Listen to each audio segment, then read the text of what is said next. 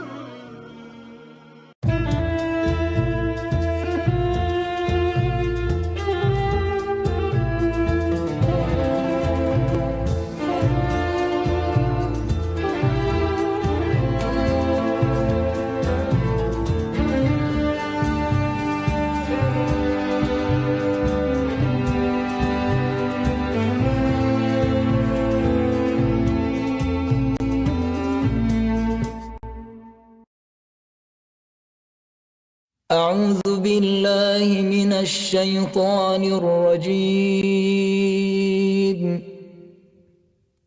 بسم الله الرحمن الرحيم. سيقول السفهاء من الناس ما ولاهم عن قبلتهم التي كانوا عليها قل لله المشرق والمغرب يهدي من يشاء إلى صراط مستقيم. وكذلك جعلناكم أمة وسطا لتكونوا شهداء على الناس ويكون الرسول عليكم شهيدا. وما جعلنا القبلة التي كنت عليها إلا لنعلم من يتبع الرسول ممن ينقلب على عقبيه وإن كانت لكبيرة إلا على الذين هدى الله وما كان الله ليضيع إيمانكم إن الله بالناس لرءوف رحيم. قد نرى تقلب وجهك في السماء فلنولينك قبلة ترضاها فول وجهك شطر المسجد الحرام وحيث ما كنتم فولوا وجوهكم شطره وإن الذين أوتوا الكتاب ليعلمون أنه الحق من ربهم وما الله بغافل عما يعملون. ولئن أتيت الذين أوتوا الكتاب بكل آية ما تبعوا قبلتك وما أنت بتابع قبلتهم وما بعضهم بتابع قبلة بعض ولئن اتبعت أهواءهم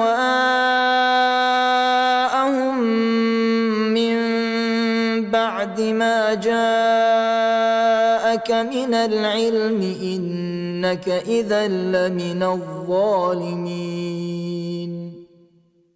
الذين آتيناهم الكتاب يعرفونه كما يعرفون أبناءهم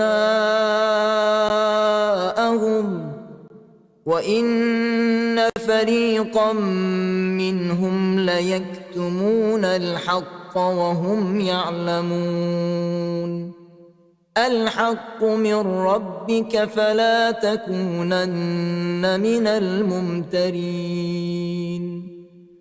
ولكل وجهة هو موليها فاستبقوا الخيرات أينما تكونوا يأت بكم الله جميعا إن الله على كل شيء قدير.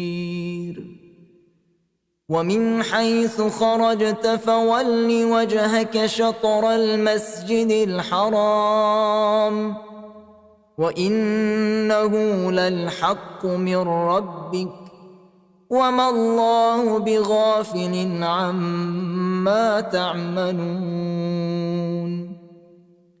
ومن حيث خرجت فول وجهك شطر المسجد الحرام وحيث ما كنتم فولوا وجوهكم شطره لئلا يكون للناس عليكم حجة إلا الذين ظلموا منهم لئلا يكون للناس عليكم حجة إلا الذين ظلموا منهم فلا تخشوهم واخشوني ولأتم نعمتي عليكم ولعلكم تهتدون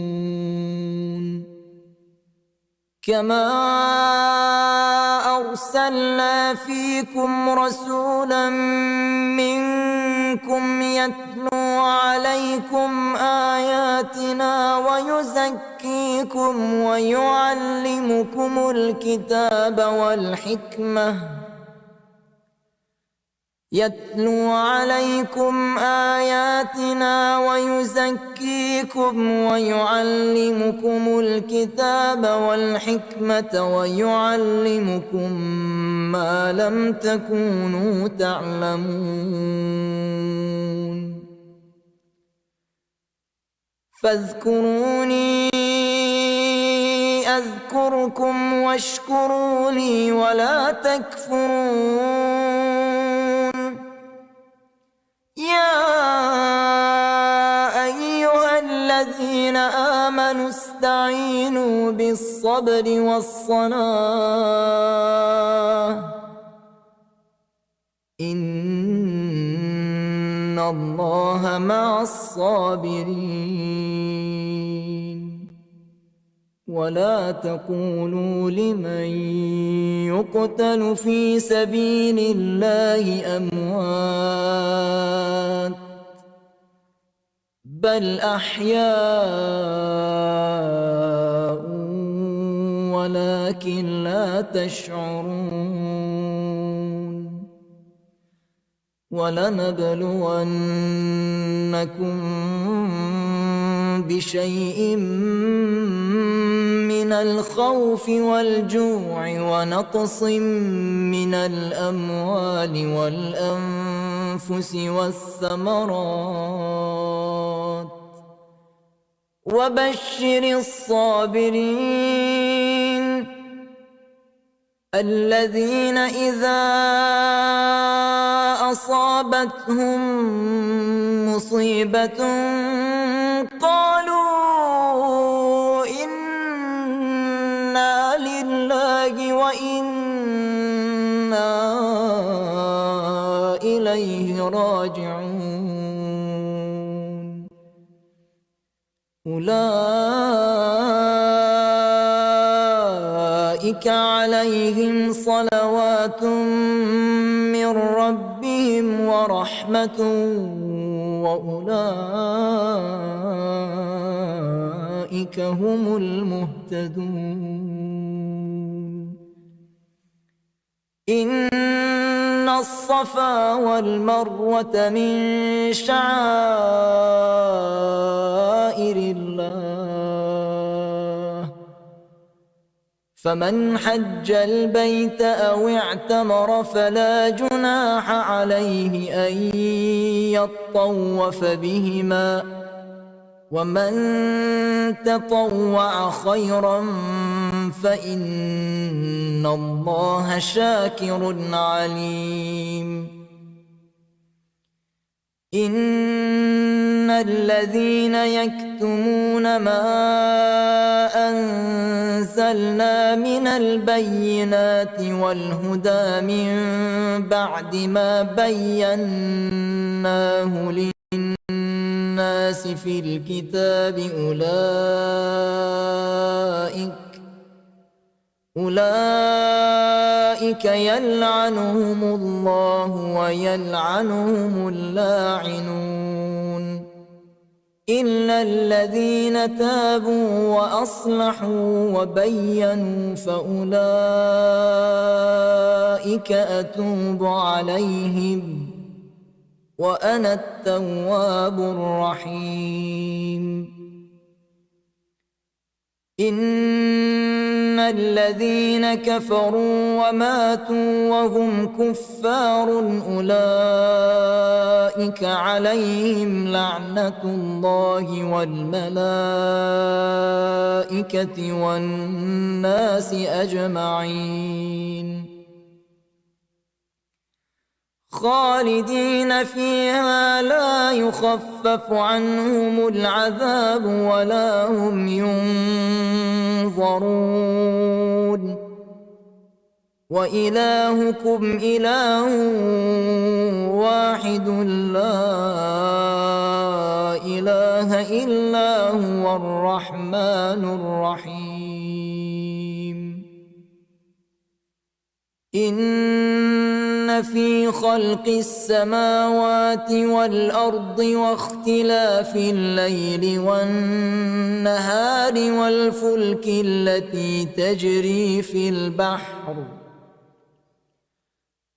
والفلك التي تجري في البحر بما ينفع الناس وما أنزل الله من السماء من ماء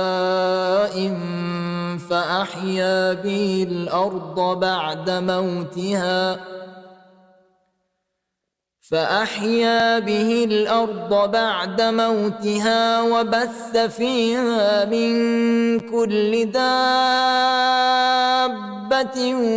وتصريف الرياح والسحاب المسخر بين السماء والأرض لآيات لقوم يعقلون ومن الناس من يتخذ من دون الله أندادا يحبونهم كحب الله والذين آمنوا أشد حبا لله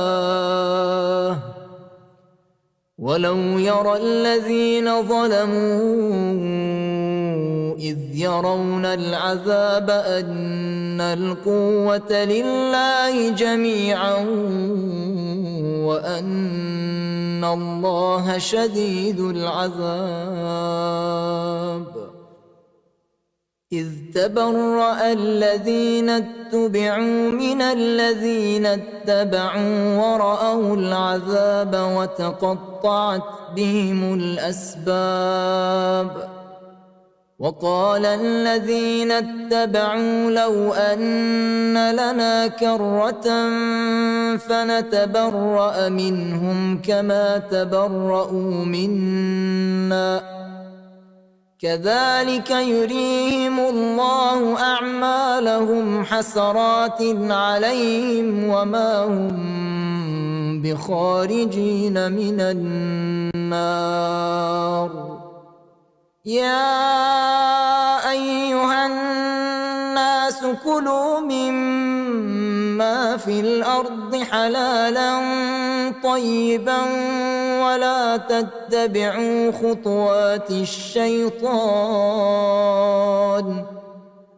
إنه لكم عدو مبين إنما يأمركم بالسوء والفحشاء وأن تقولوا على الله ما لا تعلمون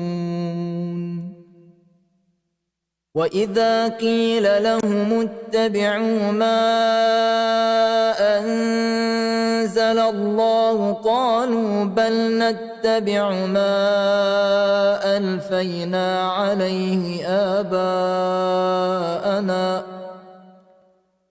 أولو كان آباؤهم لا يعقلون شيئا ولا يهتدون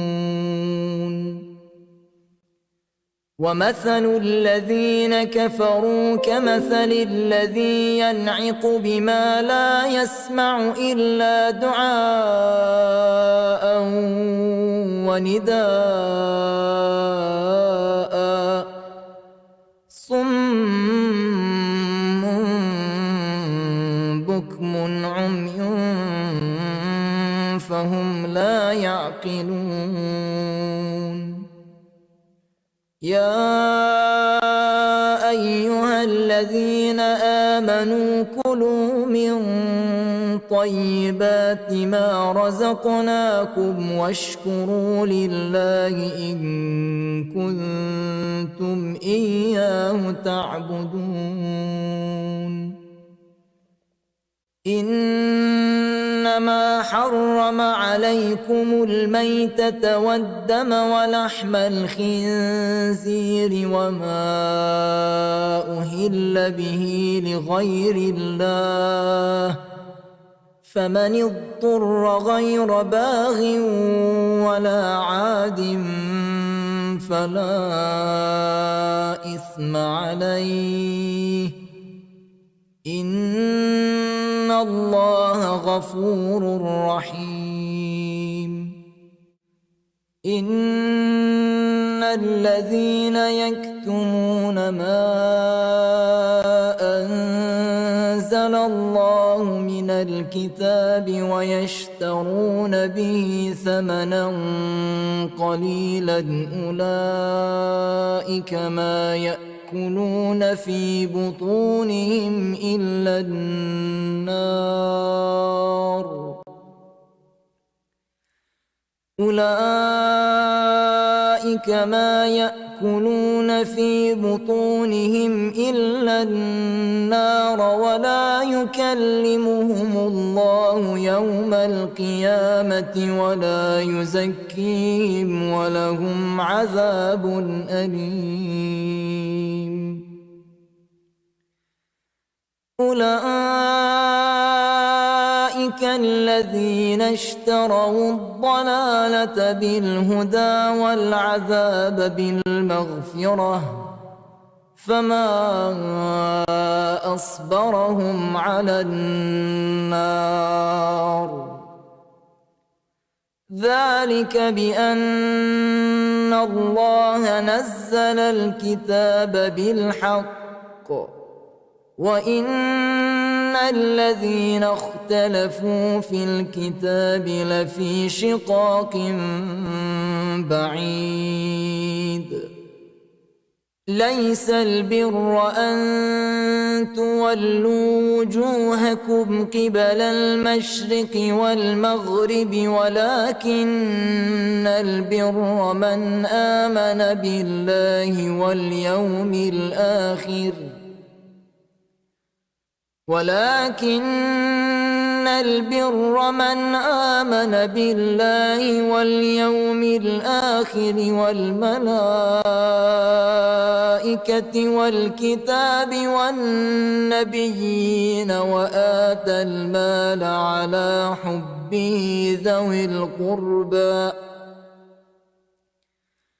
وآتى المال على حبه ذوي القربى واليتامى والمساكين وابن السبيل والسائلين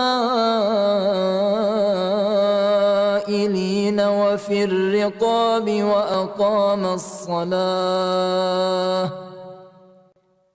وأقام الصلاة وآتى الزكاة والموفون بعهدهم إذا عاهدوا والصابرين في البأساء والضراء وحين البأس أولئك الذين صدقوا وأولئك هم المتقون يا أيها الذين آمنوا كتب عليكم القصاص في القتلى الحر بالحر والعبد بالعبد والأنثى بالأنثى، فمن عفي له من أخيه شيء فاتباع بالمعروف وأداء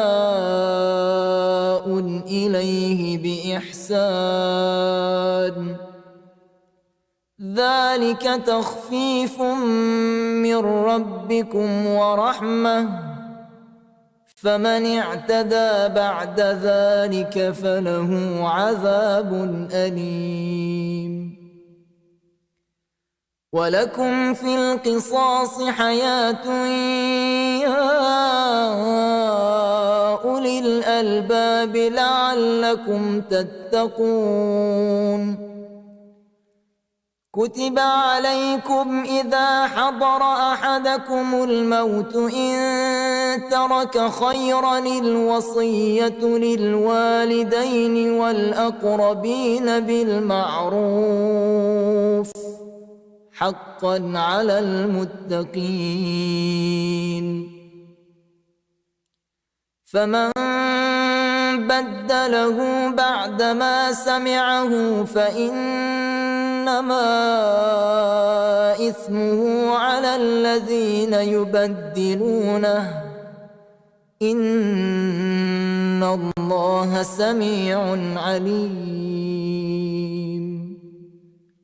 فمن خاف من موصٍ جنفا أو إثما فأصلح بينهم فلا إثم عليه، إن الله غفور رحيم. يا أيها الذين آمنوا كتب عليكم الصيام كما كتب على الذين من قبلكم لعلكم تتقون، أياما معدودات، فمن كان منكم مريضا أو على سفر فعدة من أيام أخر، وعلى الذين يطيقونه فدية طعام مسكين، فمن تطوع خيرا فهو خير له، وأن تصوموا خير لكم إن كنتم تعلمون. شهر رمضان الذي أنزل فيه القرآن هدى للناس وبينات من الهدى والفرقان،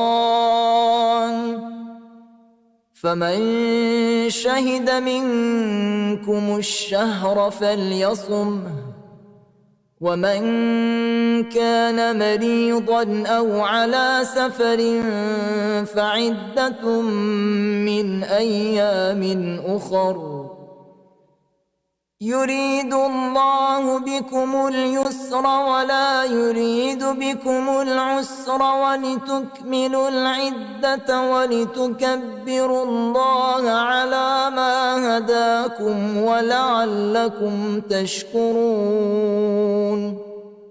وإذا سألك عبادي عني فإني قريب أجيب دعوة الداع إذا دعان، فليستجيبوا لي وليؤمنوا بي لعلهم يرشدون. أحل لكم ليلة الصيام الرفث إلى نسائكم هن لباس لكم وأنتم لباس لهن، علم الله أنكم إنكم كنتم تختانون أنفسكم فتاب عليكم وعفى عنكم، فالآن باشروهن وابتغوا ما كتب الله لكم، وكلوا واشربوا حتى يتبين لكم الخيط الأبيض من الخيط الأسود من الفجر، ثم أتموا الصيام إلى الليل، ولا تباشروهن وأنتم عاكفون في المساجد، تلك حدود الله فلا تقربوها، كذلك يبين الله آياته للناس لعلهم يتقون. ولا تأكلوا أموالكم بينكم بالباطل وتدلوا بها إلى الحكام لتأكلوا فريقا من أموال الناس بالإثم وأنتم تعلمون. يسألونك عن الأهلة، قل هي مواقيت للناس والحج، وليس البر بأن تأتوا البيوت من ظهورها، ولكن البر من اتقى، وأتوا البيوت من أبوابها، واتقوا الله لعلكم تفلحون. وقاتلوا في سبيل الله الذين يقاتلونكم ولا تعتدوا، إن الله لا يحب المعتدين. واقتلوهم حيث ثقفتموهم وأخرجوهم من حيث أخرجوكم، والفتنة أشد من القتل، ولا تقاتلوهم عند المسجد الحرام حتى يقاتلوكم فيه، فإن قاتلوكم فاقتلوهم، كذلك جزاء الكافرين. فإن انتهوا فإن الله غفور رحيم. وقاتلوهم حتى لا تكون فتنة ويكون الدين لله، فإن انتهوا فلا عدوان إلا على الظالمين. الشهر الحرام بالشهر الحرام والحرمات قصاص، فمن اعتدى عليكم فاعتدوا عليه بمثل ما اعتدى عليكم، واتقوا الله واعلموا أن الله مع المتقين. وأنفقوا في سبيل الله ولا تلقوا بأيديكم إلى التهلكة وأحسنوا إن الله يحب المحسنين.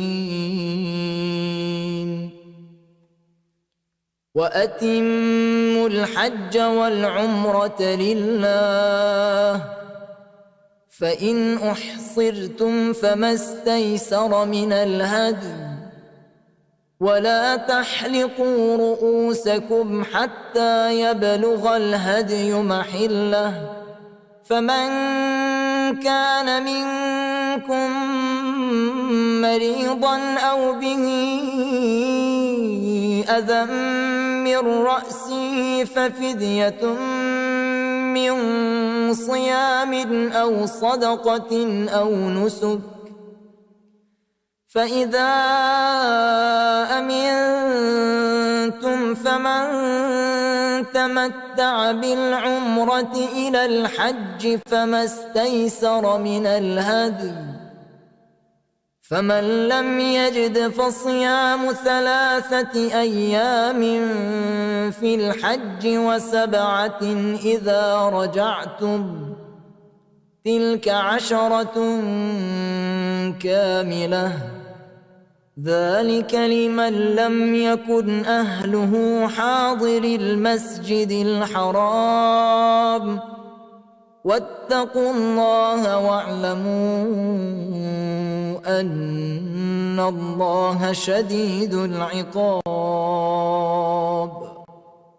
الحج أشهر معلومات، فمن فرض فيهن الحج فلا رفث ولا فسوق ولا جدال في الحج، وما تفعلوا من خير يعلمه الله، وتزودوا فإن خير الزاد التقوى، واتقون يا أولي الألباب. ليس عليكم جناح أن تبتغوا فضلا من ربكم، فإذا أفضتم من عرفات فاذكروا الله عند المشعر الحرام، واذكروه كما هداكم وإن كنتم من قبله لمن الضالين.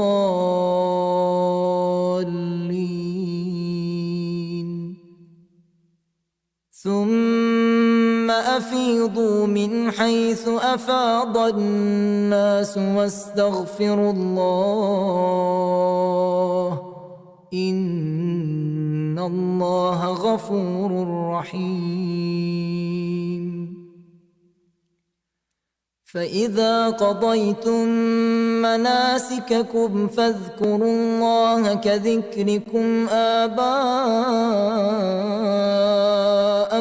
أو أشد ذكرا، فمن الناس من يقول ربنا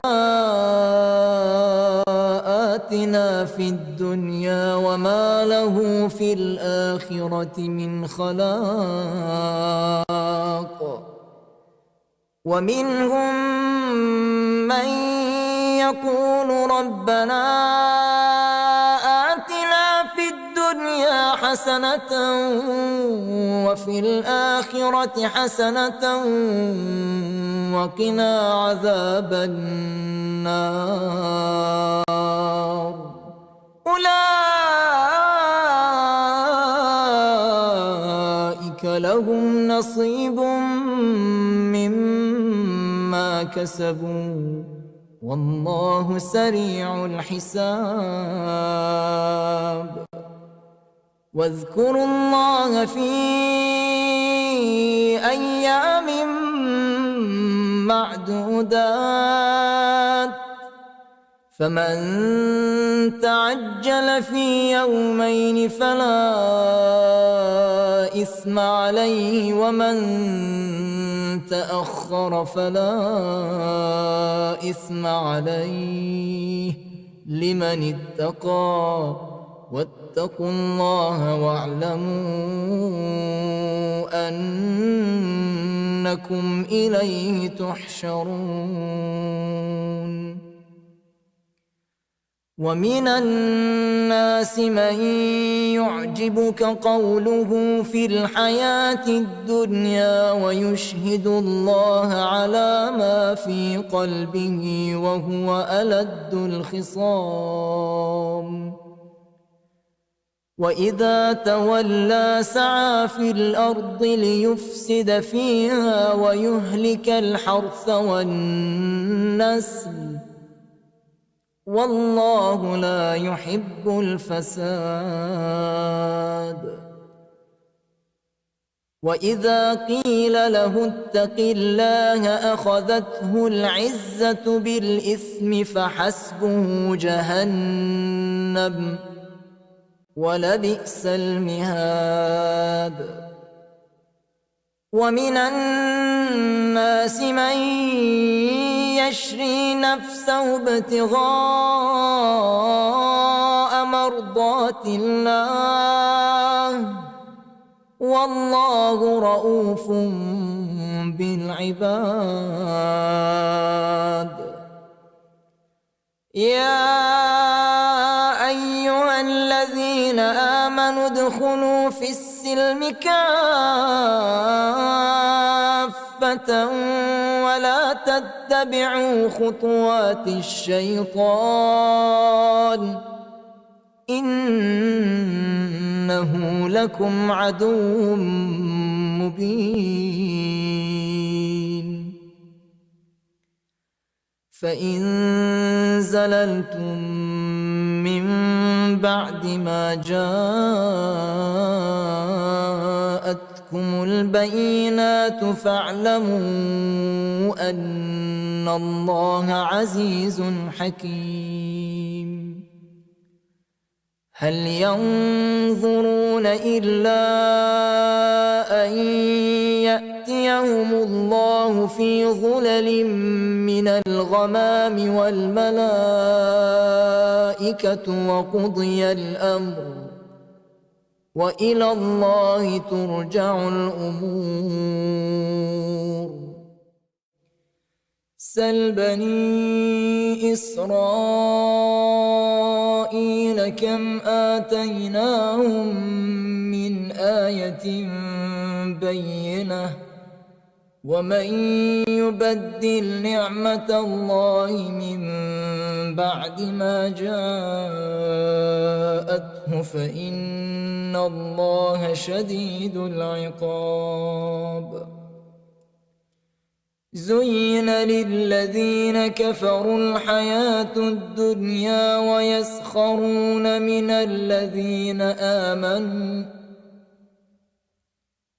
والذين اتقوا فوقهم يوم القيامة والله يرزق من يشاء بغير حساب. كان الناس أمة واحدة فبعث الله النبيين مبشرين ومنذرين وأنزل معهم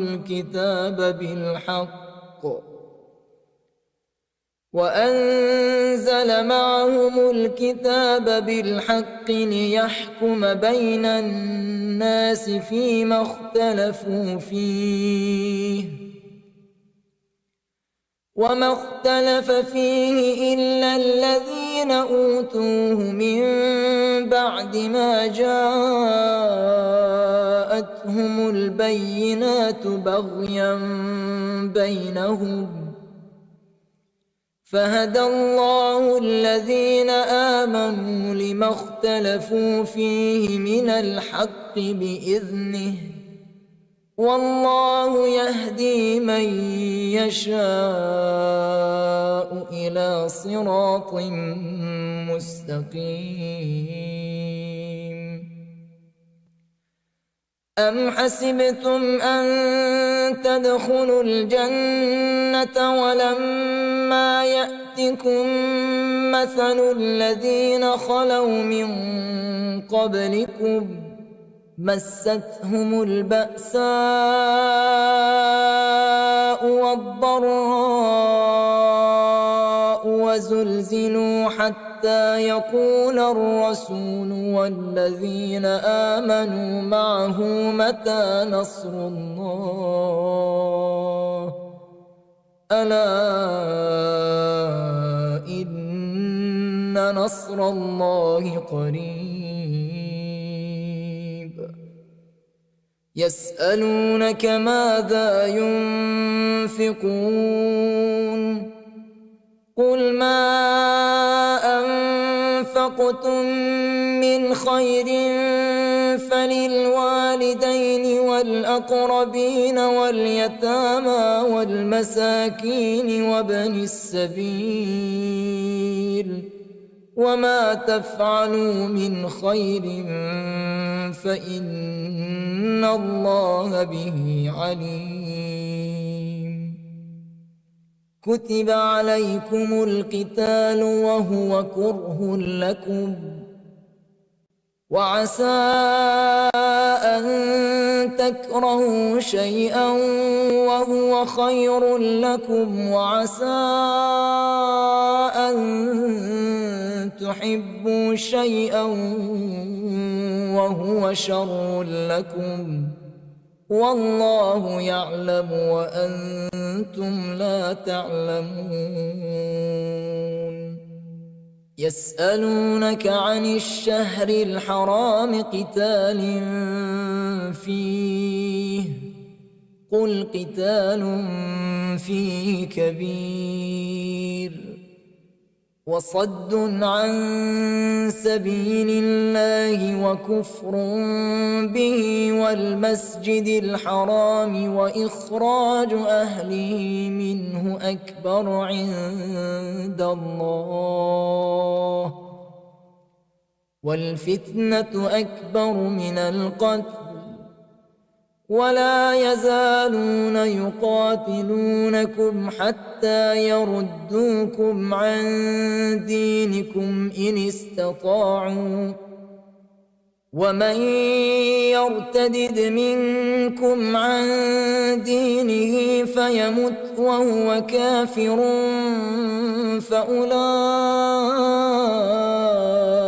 حبطت أعمالهم في الدنيا والآخرة وأولئك أصحاب النار هم فيها خالدون. إن الذين آمنوا والذين هاجروا وجاهدوا في سبيل الله أولئك يرجون رحمة الله والله غفور رحيم. يسألونك عن الخمر والميسر قل فيهما إثم كبير ومنافع للناس وإثمهما أكبر من نفعهما ويسألونك ماذا ينفقون قل العفو كذلك يبين الله لكم الآيات لعلكم تتفكرون. في الدنيا والآخرة ويسألونك عن اليتامى قل إصلاح لهم خير وإن تخالطوهم فإخوانكم والله يعلم المفسد من المصلح ولو شاء الله لأعنتكم إن الله عزيز حكيم.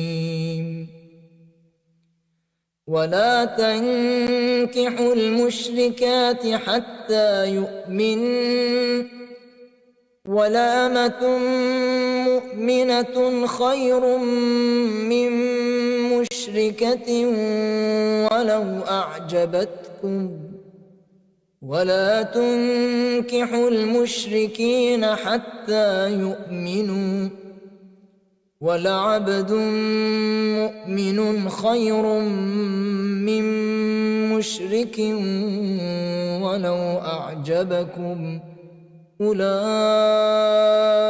يدعون إلى النار والله يدعو إلى الجنة والمغفرة بإذنه ويبين آياته للناس لعلهم يتذكرون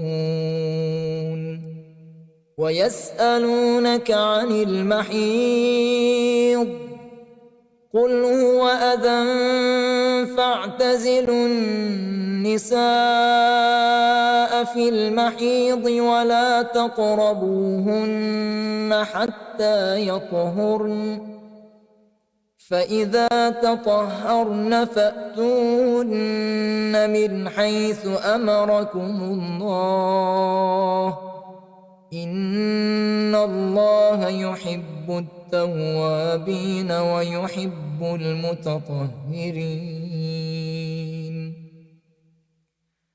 نساؤكم حرث لكم فأتوا حرثكم أنى شئتم وقدموا لأنفسكم واتقوا الله واعلموا أنكم ملاقوه وبشر المؤمنين ولا تجعلوا الله عرضة لأيمانكم أن تبروا وتتقوا وتصلحوا بين الناس والله سميع عليم لا يؤاخذكم الله باللغو في أيمانكم ولكن يؤاخذكم بما كسبت قلوبكم والله غفور حليم للذين يؤلون من نسائهم تربص 4 أشهر فإن فاءوا فإن الله غفور رحيم وإن عزموا الطلاق فإن الله سميع عليم والمطلقات يتربصن بأنفسهن 3 قروء ولا يحل لهن أن يكتمن ما خلق الله في أرحامهن إن كن يؤمن بالله واليوم الآخر وبعولتهن أحق بردهن في ذلك إن أرادوا إصلاحا ولهن مثل الذي عليهن بالمعروف وللرجال عليهن درجة والله عزيز حكيم الطلاق 2 فإمساك بمعروف أو تسريح بإحسان ولا يحل لكم أن تأخذوا مما آتيتموهن شيئا إلا أن يخافا ألا يقيما حدود الله فإن خفتم ألا يقيما حدود الله فلا جناح عليهما فيما افتدت به تلك حدود الله فلا تعتدوها ومن يتعد حدود الله فأولئك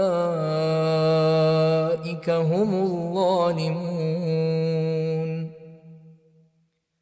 فإن طلقها فلا تحل له من بعد حتى تنكح زوجا غيره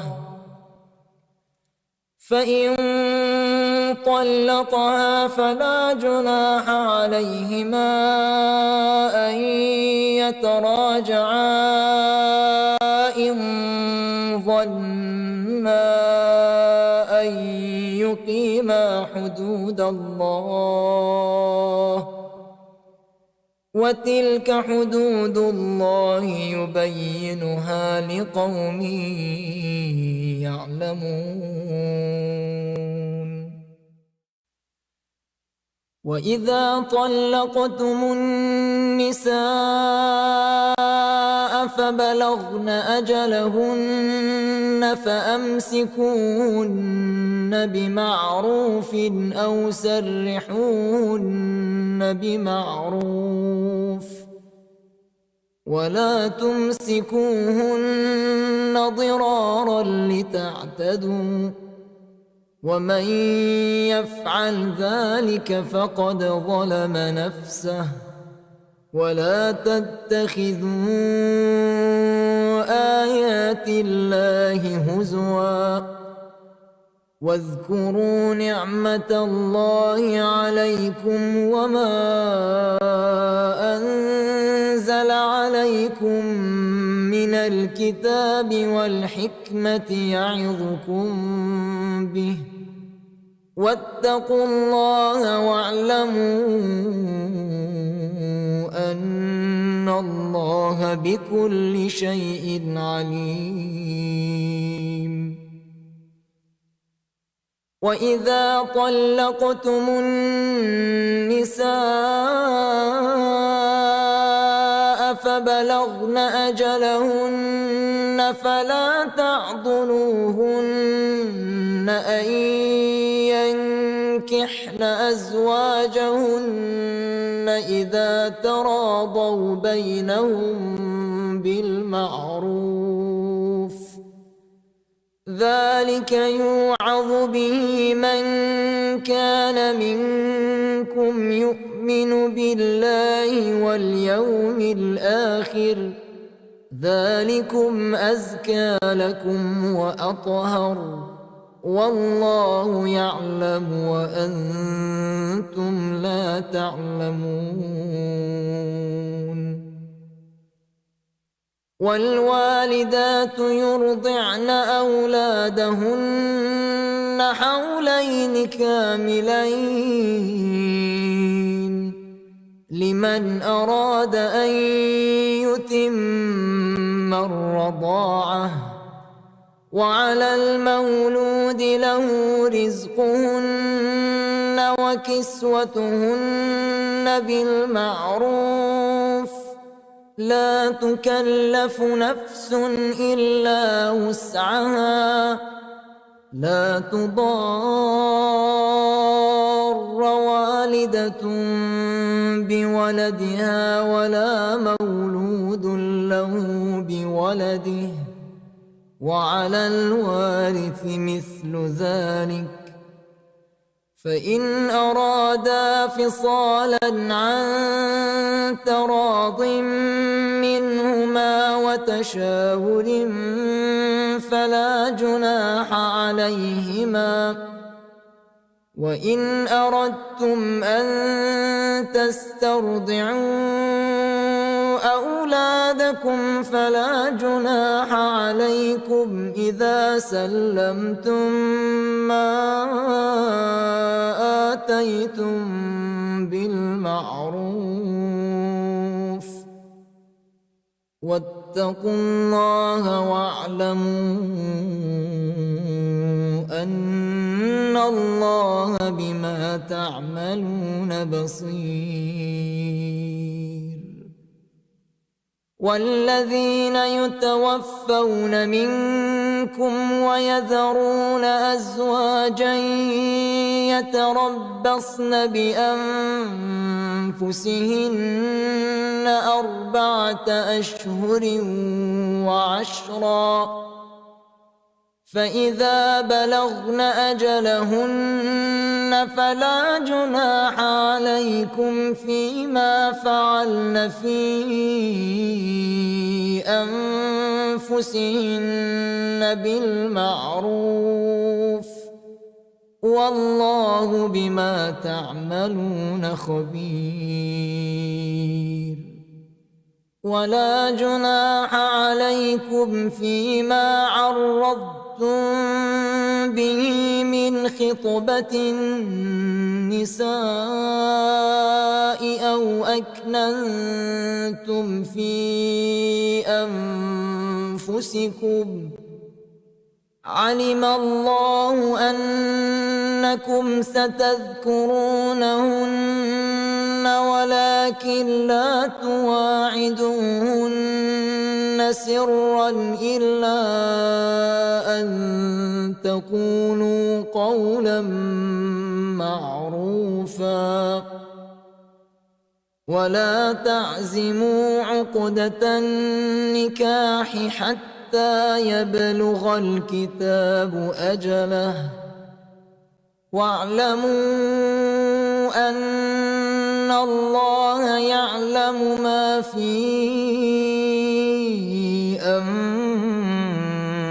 أنفسكم فاحذروه واعلموا أن الله غفور حليم. لا جناح عليكم إن طلقتم النساء ما لم تمسوهن أو تفرضوا لهن فريضة ومتعوهن على الموسع قدره وعلى المقتر قدره متاعا بالمعروف حقا على المحسنين. وإن طلقتموهن من قبل أن تمسوهن وقد فرضتم لهن فريضة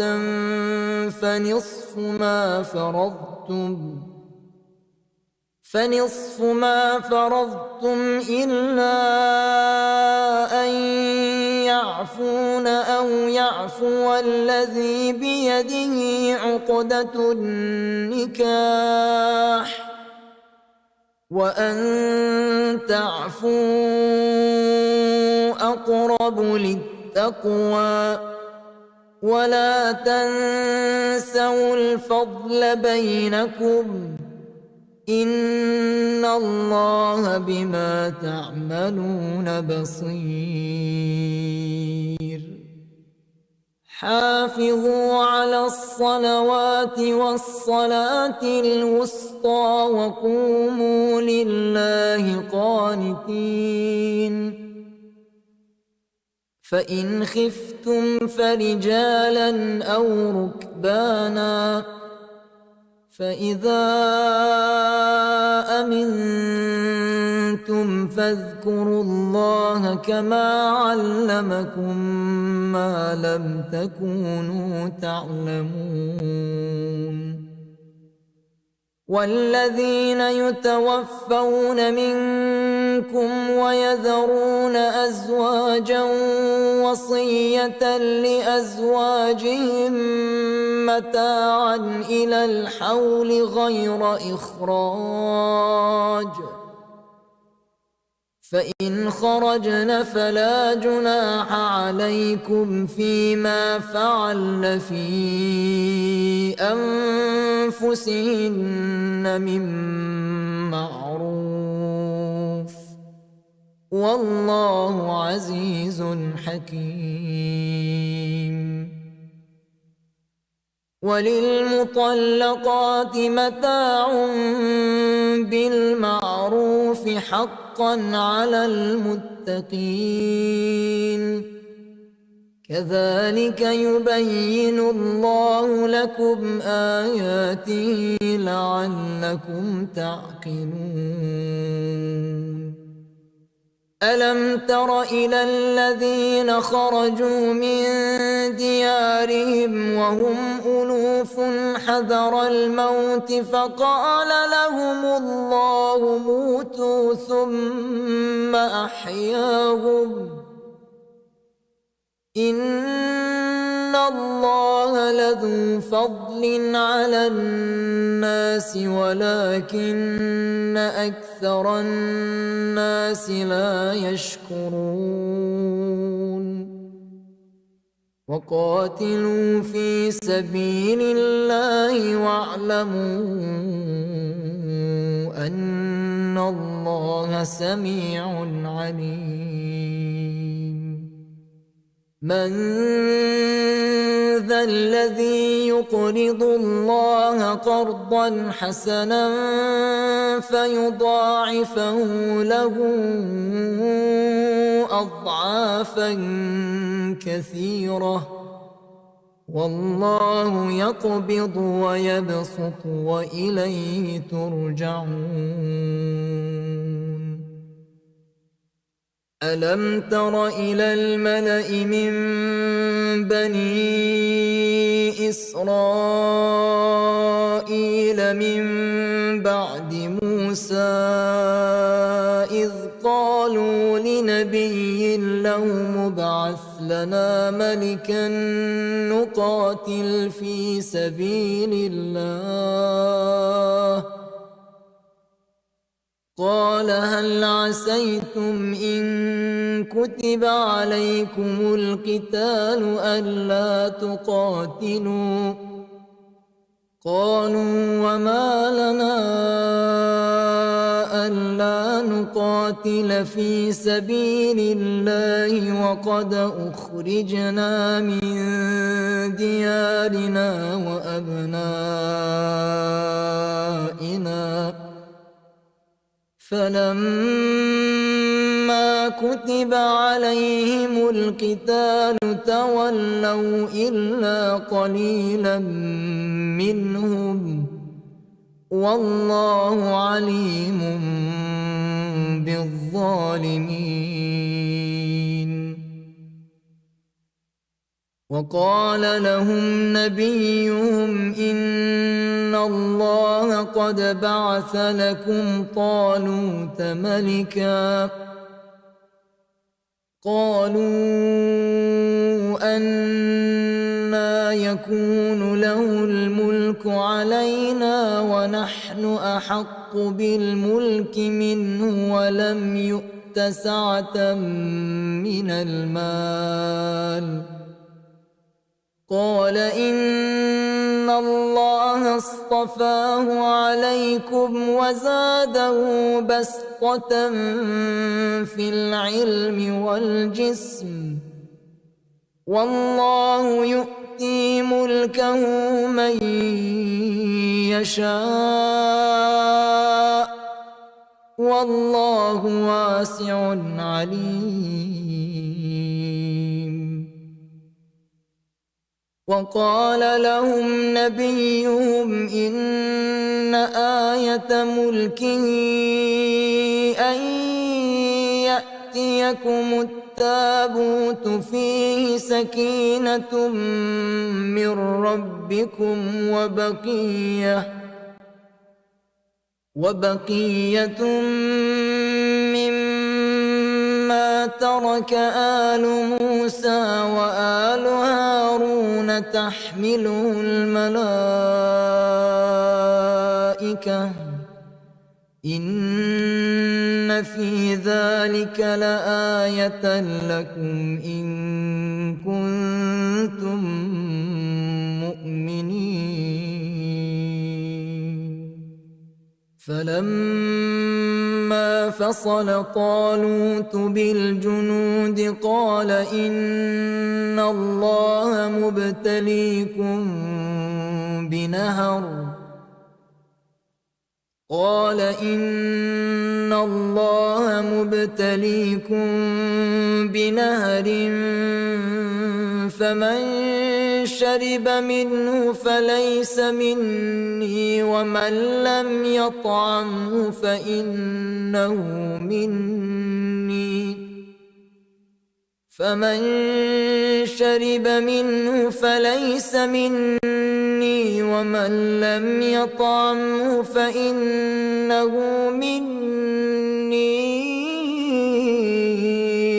إلا من اغترف غرفة بيده فشربوا منه إلا قليلا منهم فلما جاوزه هو والذين آمنوا معه قالوا لا طاقة لنا اليوم بجالوت وجنوده قال الذين يظنون أنهم ملاقو الله كم من فئة قليلة غلبت فئة كثيرة بإذن الله والله مع الصابرين ولما برزوا لجالوت وجنوده قالوا ربنا أفرغ علينا صبرا وثبت أقدامنا وانصرنا على القوم الكافرين فهزموهم بإذن الله وقتل داود جالوت وآتاه الله الملك والحكمة وعلمه مما يشاء ولولا دفع الله الناس بعضهم ببعض لفسدت الأرض ولكن الله ذو فضل على العالمين تلك آيات الله نتلوها عليك بالحق وإنك لمن المرسلين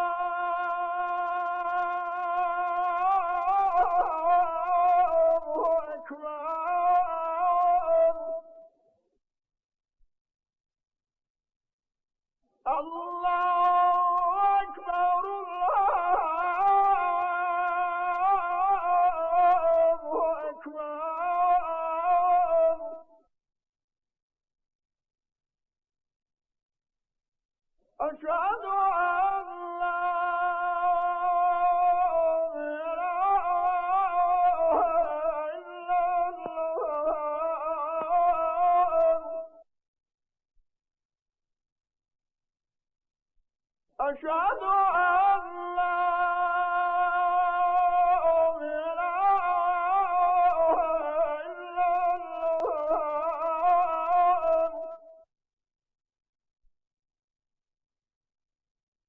أشهد أن محمدا رسول الله أشهد أن محمدا رسول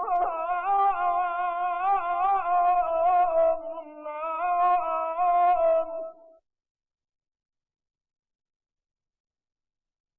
أشهد أن محمدا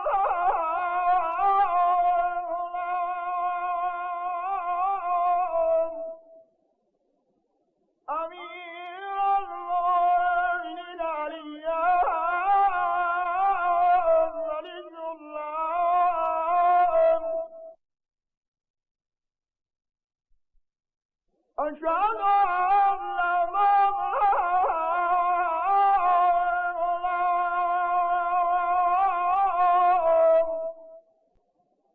أمير المؤمنين عليا حجة الله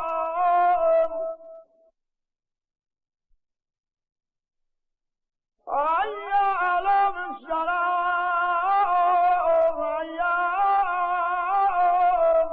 السلام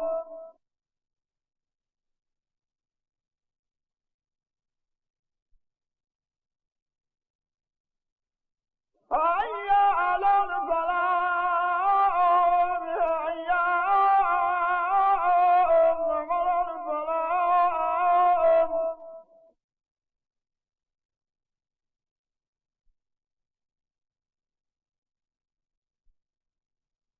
حي على بخير الأعلام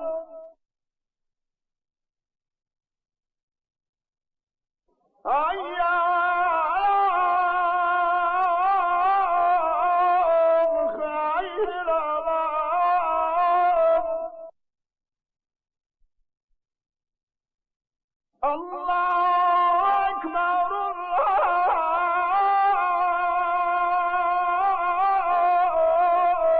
أكبر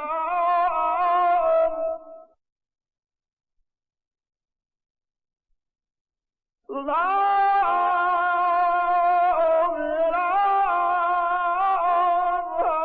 إلا الله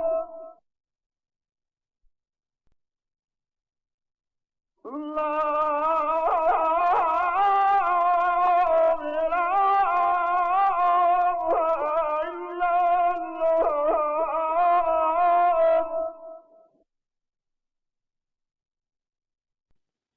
بسم الله الرحمن الرحيم بسم الله اللهم لك سخنا وعلى رزقك أفطرنا فتقبل منا إنك أنت السميع العليم. بسم الله الرحمن الرحيم. اللهم صل على محمد وآل محمد.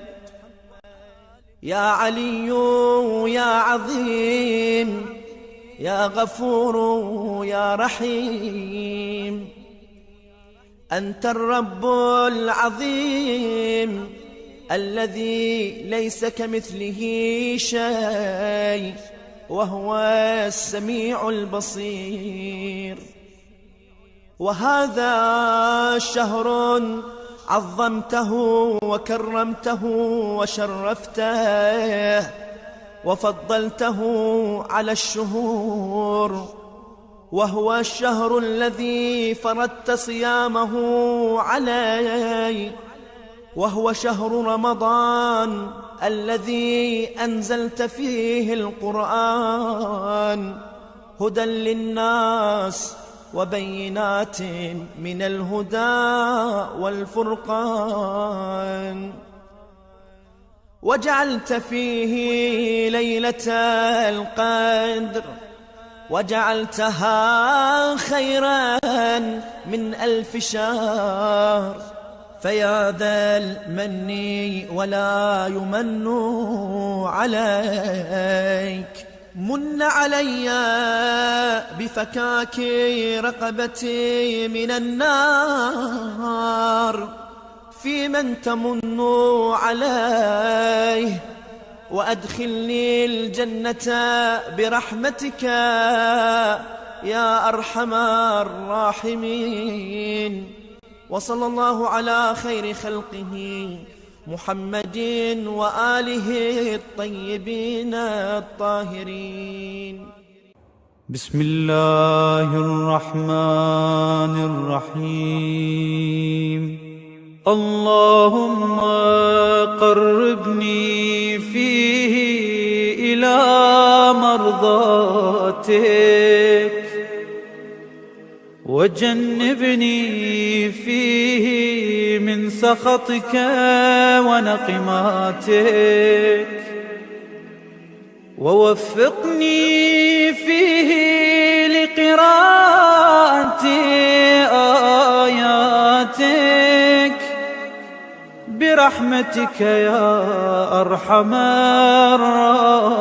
الراحمين وصلى الله على محمد وآله الطيبين الطاهرين.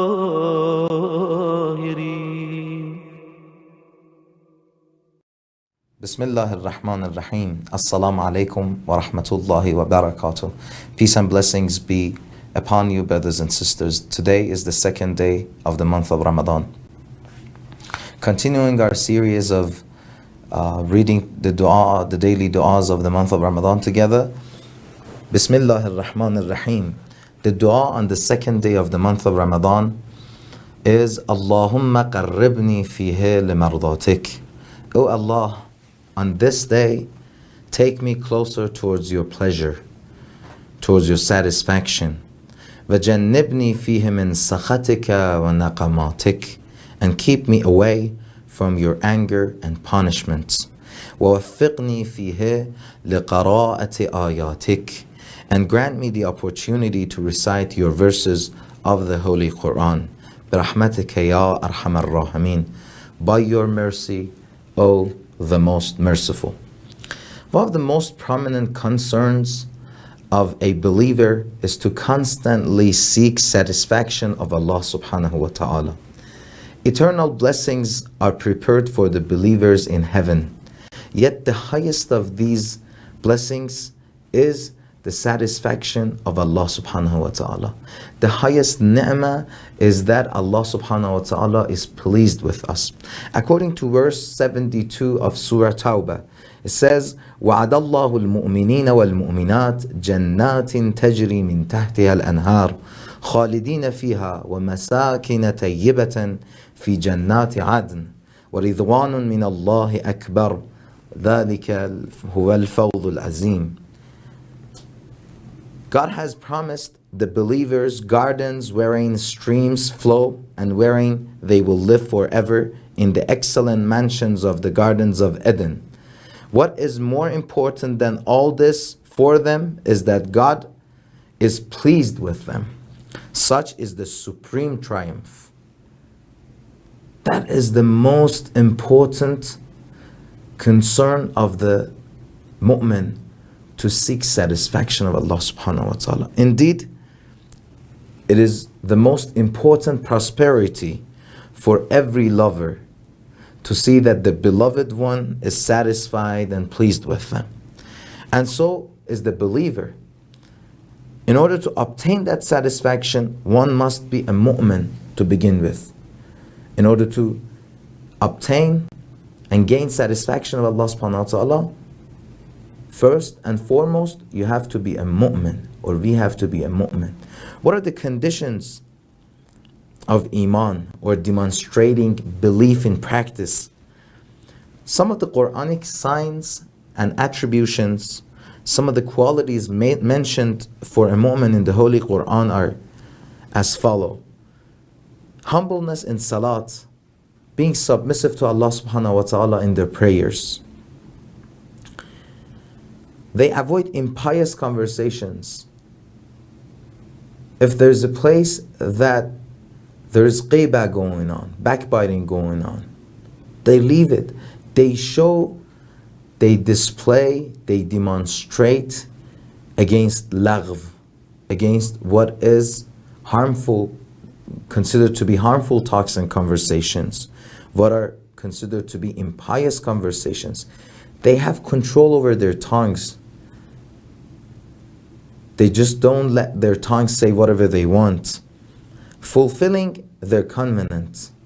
If they make a promise, they'll act upon it. They'll be loyal to to their promise. If they say, I do this tomorrow for you, you're so sure that because they are mu'min, they're going to be loyal to what they have said. Their words are strong and firm. They won't change. They are careful about their daily prayers and salats. When it's the time of salat, all they want to do is to pray. While they're praying, they're having full attention to the meaning of what they're saying and to the essence of the salat, etc. And they protect what is entrusted to them. They perform ada al-amana, whether it's words, secrets, valuables, whatever you give them, whatever you entrust them with, they're going to protect it, they're going to preserve it, and they're going to safeguard it. It says in the Holy Quran, the verse 72 of Surah Al-Ahzab, إِنَّا أَرَدْنَا الْأَمَانَةَ عَلَى السَّمَاوَاتِ وَالْأَرْضِ وَالْجِبَالِ فَأَبَيْنَ أَنْ يَحْمِلْنَهَا وَأَشْفَقْنَ مِنْهَا وَحَمَلَهَا الْإِنسَانِ إِنَّهُ كَانَ ظَلُومًا جَهُولًا. We offered our trust, our deputation to the heavens, to the earth, and to the mountains. But they could not bear this burden and were afraid to accept it. Mankind or humans were able to accept this offer, but he was unjust to himself and ignorant of the significance of this trust. According to this verse, all of the other creatures refused to accept the amana entrusted, except insan. This amana that we need to protect and safeguard includes aql, wisdom. It's something that Allah subhanahu wa ta'ala entrusted us with. We have to safeguard it.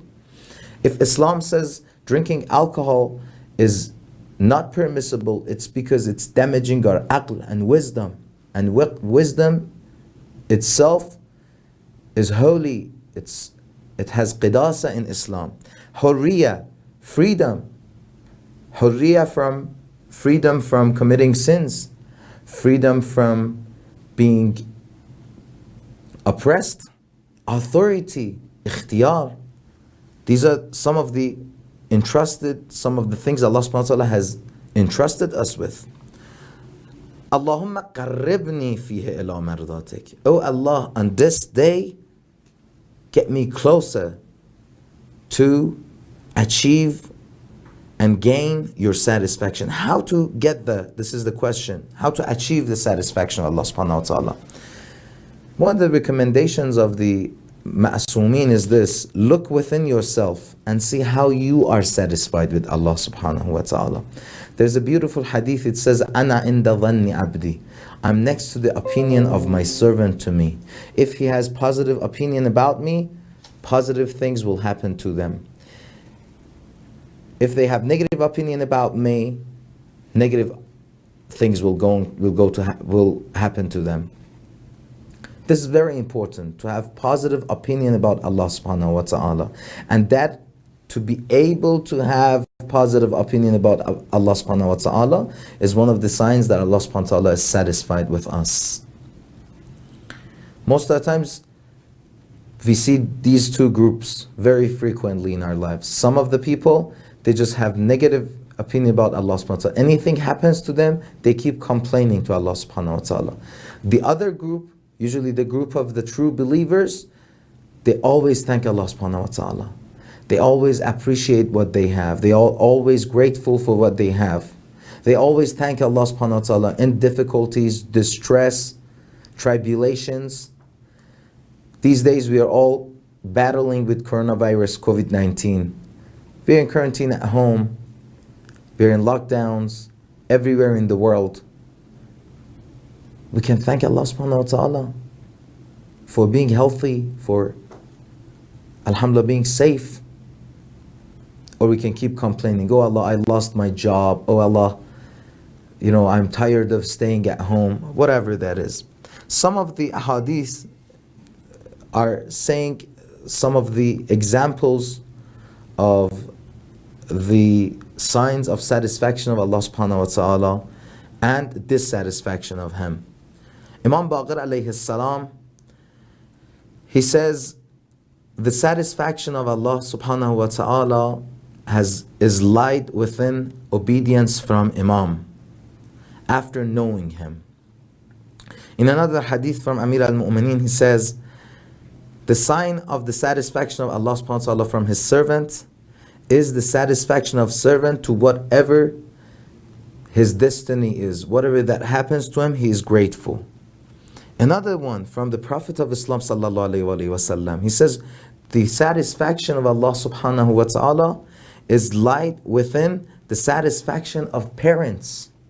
So when you say Allahumma waffiqni fihi, Allahumma qarribni fihi ila mardatik, what you mean is all of this. And the last two parts, وَجَنِّبْنِي فِيهِ مِنْ سَخَطِكَ وَنَقْمَاتِكَ, keep me away from your anger and punishment. Oh Allah, help me so I never get close to doing something that dissatisfies you, that discontents you. Especially in this month of Ramadan. If yesterday when we said, oh Allah, place me among those who are truly fasting, who are sincerely fasting, and today, keep me away from your anger and punishment. Brothers and sisters, Ramadan is a lifestyle. We are practicing it for 1 month so that we can practice this lifestyle for the entire year. Last portion of this dua, وَوَفِّقْنِي فِيهِ لِقَرَاءَةِ آيَاتِكَ بِرَحْمَتِكَ يَا أَرْحَمَ الرَّاحِمِينَ. Grant me the opportunity to recite your verses of the Quran by your mercy, O the most merciful. Imam Baqir alayhi salam says, لِكُلِّ شَيْءٍ رَبِيءٌ وَرَبِيءُ الْقُرْآنِ شَهْرُ رَمَضَانِ. We are in this month. We are in the spring of Quran. For everything there is a spring, and for Quran, Ramadan is the spring of it. Let's try to act on the Quranic orders and see the results of it in our lives. If Quran says do not backbite, don't backbite, and see the results of it. See the reflections of your actions in your life. If Quran says don't do this or do this, taking the Quranic order and seeing the reflection of it. This is the time for us to reconcile with the book of Allah subhanahu wa ta'ala. Thank you so much, and keep us in your du'as. Wassalamu alaikum wa rahmatullahi wa barakatuh.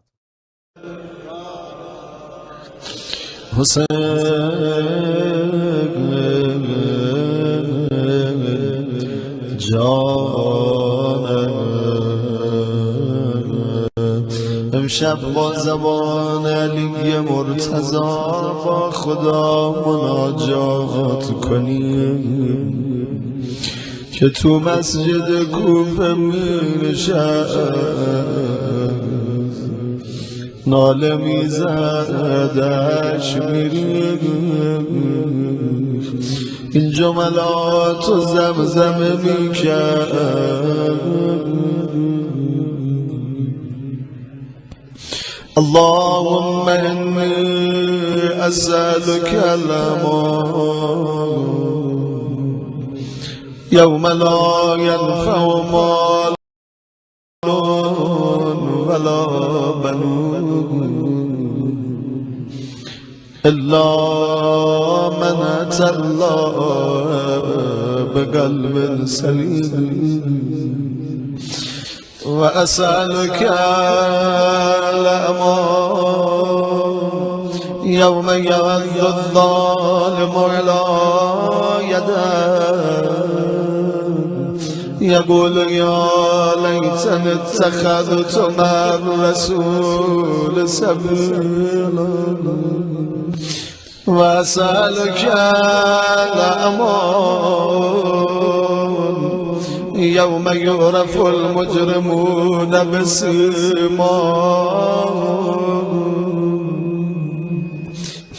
فيؤخذ بالنواسي والأقدام وأسألك الأمان يوم لا يجزي والد عن ولده ولا مولود وجاز عن والده شياب إن بعد الله أكبر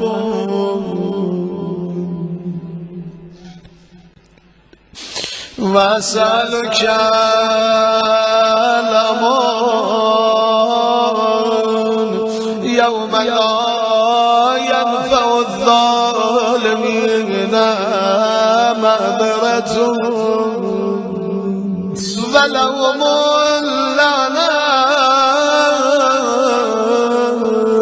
ولهم سوء الدار وأسألك الأمان يوم لا تملك نفس لنفس شيئا والأمر يومئذ لله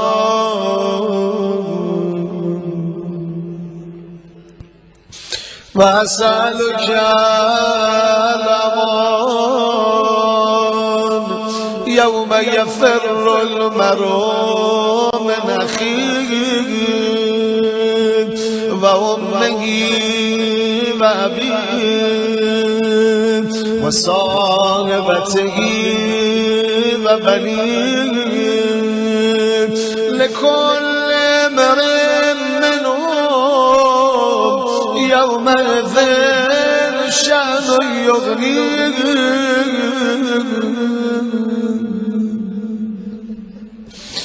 فأسألك الأمان يوم يبد المجرم لو يفتدي من عذاب يومئذ ببنيه وصاحبته وأخيه وفصيلته التي تؤويه ومن في الأرض جميعا ثم ينجيه كلا نرگز نجات پیدا نخواهد کرد إنها لظى نزاعة للشوى مولاي يا مولاي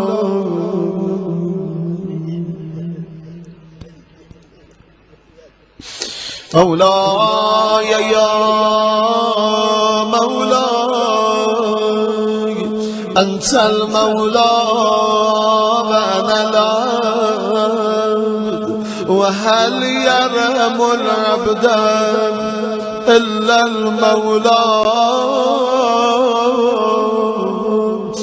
مولاي يا مولاي أنت المالك وأنا المملوك وهل يرحم المملوك إلا المالك مولاي يا مولاي أنت العزيز وأنا الذليل وهل يرحم الذليل إلا العزيز مولاي يا مولاي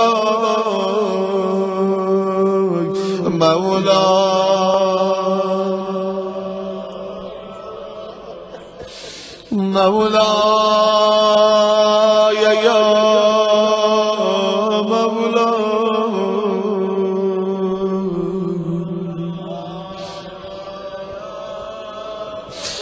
أنت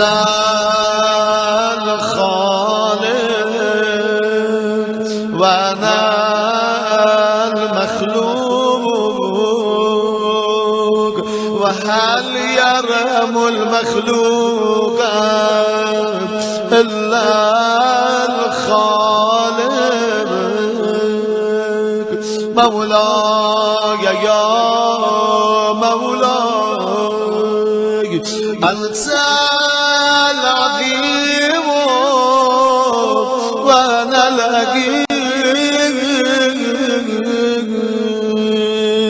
وهل يرحم الحقير إلا العظيم وهل يرحم الحقير إلا العظيم مولاي يا مولاي أنت القوي وأنا الضعيف وهل يرحم الضعيف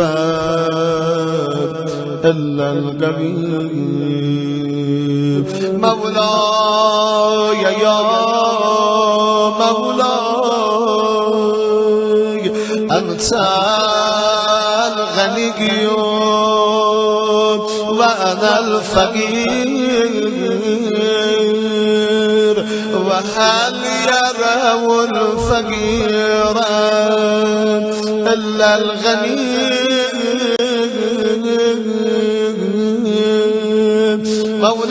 مولاي يا مولاي أنت المعطي وأنا السائل سأتاكل الليل وأبجداي مبلاجا وهل يرحم الصائل إلا المطيع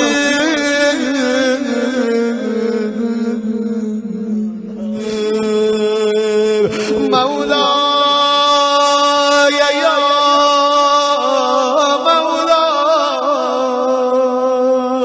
مولاي مولاي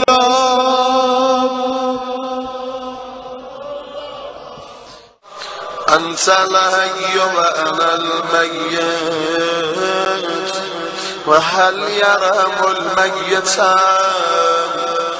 إلا الحي مولاي يا مولاي أنت الباقي وأنا الفاني وهل يرحم الفاني إلا الباقي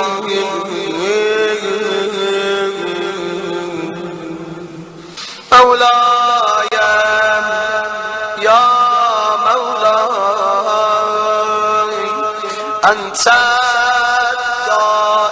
الدائم وأنا الزائر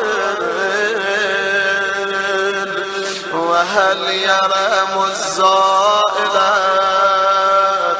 إلا الدائم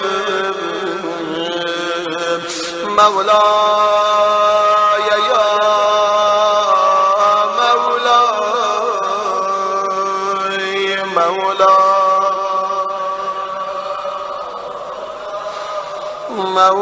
مولاي يا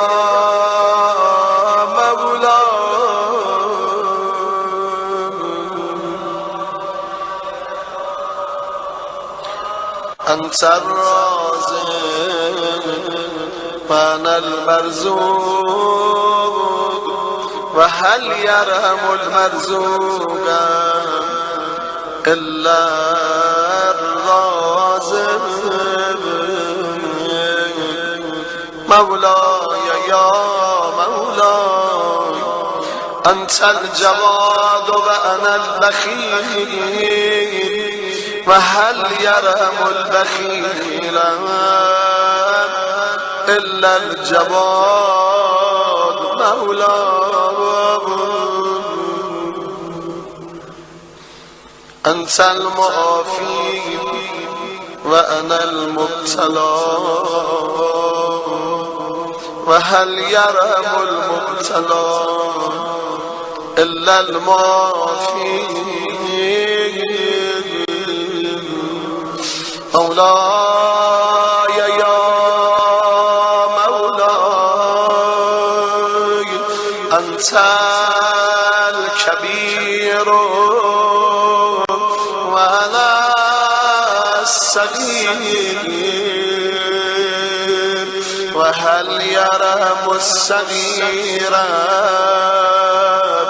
إلا الكبير مولاي يا مولاي أنت الهادي وأنا الضال وهل يرم الضال إلا الهادي مولاي يا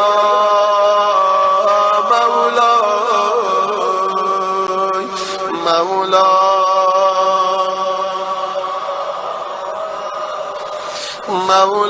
مولاي يا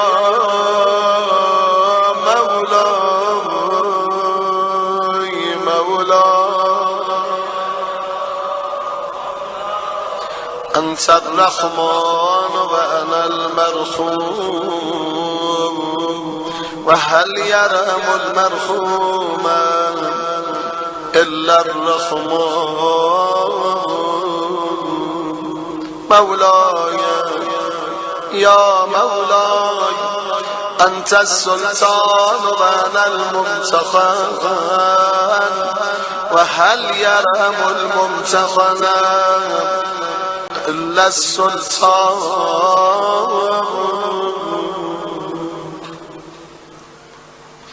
مولاي يا مولاي أنت الدليل وأنا المتيب وهل يرم المتير إلا الدليل مولاي يا أنت الغفور وأنا المذنب وهل يرم المذنب إلا الغفور مولاي يا مولاي أنت الغالب وأنا المغلوب وهل يرم المغلوب إلا الغالب مولاي يا مولاي أنت الرب وأنا المربوب وهل يرم المربوب إلا الرب مولاي يا مولاي أنت المتكبر وأنا الخاشع وهل يرم الخاشع إلا المتكبر مولاي يا مولاي ارحمني برحمتك وارض عني بجودك وكرمك وفضلك يا ذا الجود والإحسان والتول والامتنان برحمتك يا أرحم الراحمين.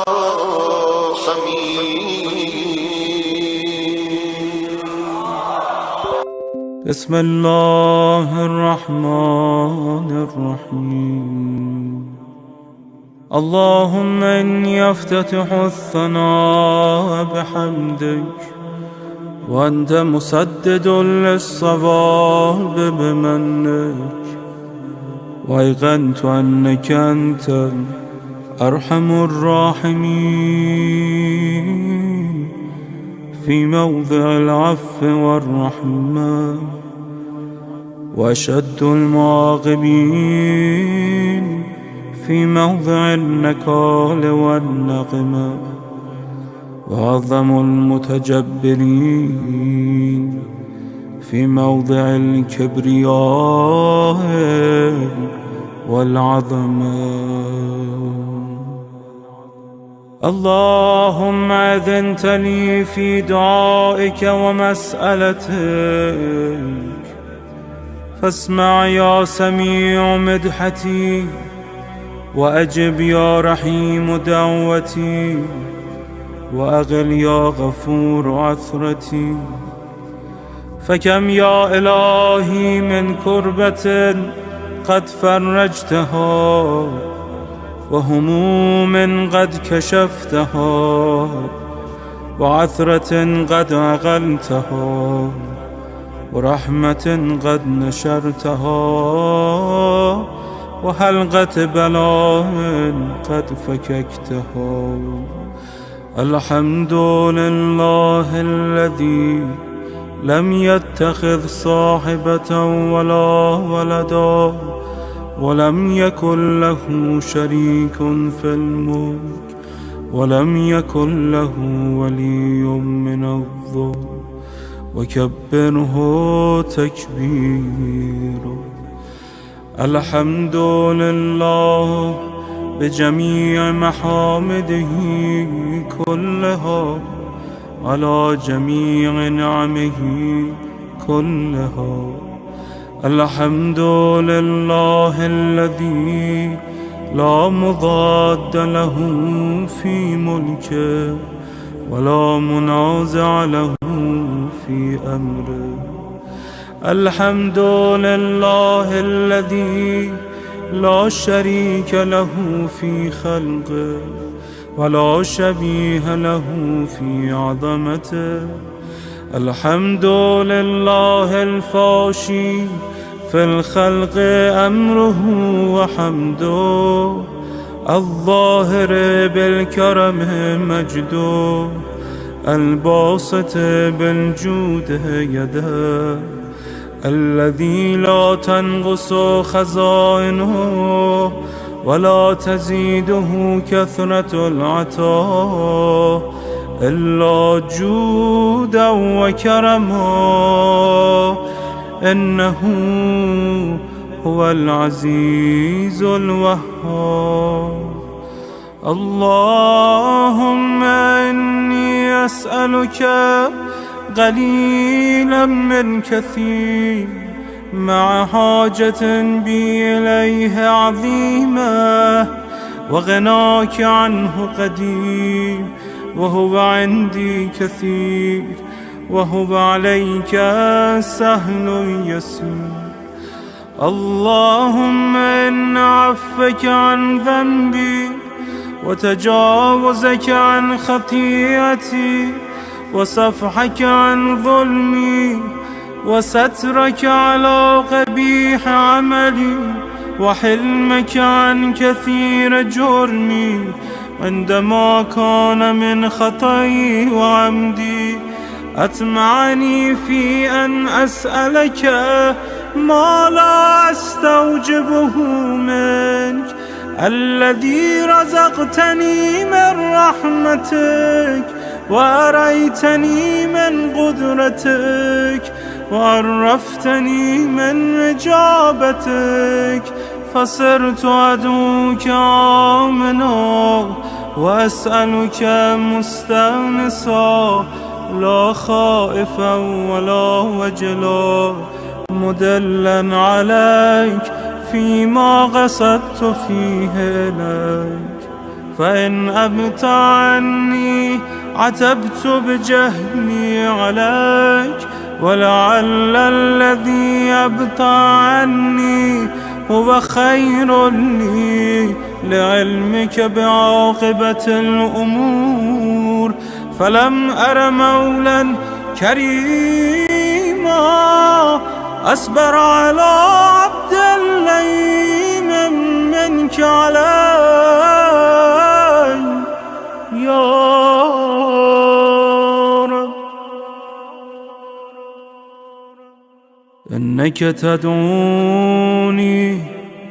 فأبلي عنك، وتتحبب إلي فأتبغض إليك، وتتودد إلي فلا أقبل منك، كأن لي التطول عليك. فلم يمنعك ذلك من الرحمة لي والإحسان إلي والتفضل علي بجودك وكرمك. فارحم عبدك الجاهل وجود عليهم بفضل إحسانك، إنك جواد كريم.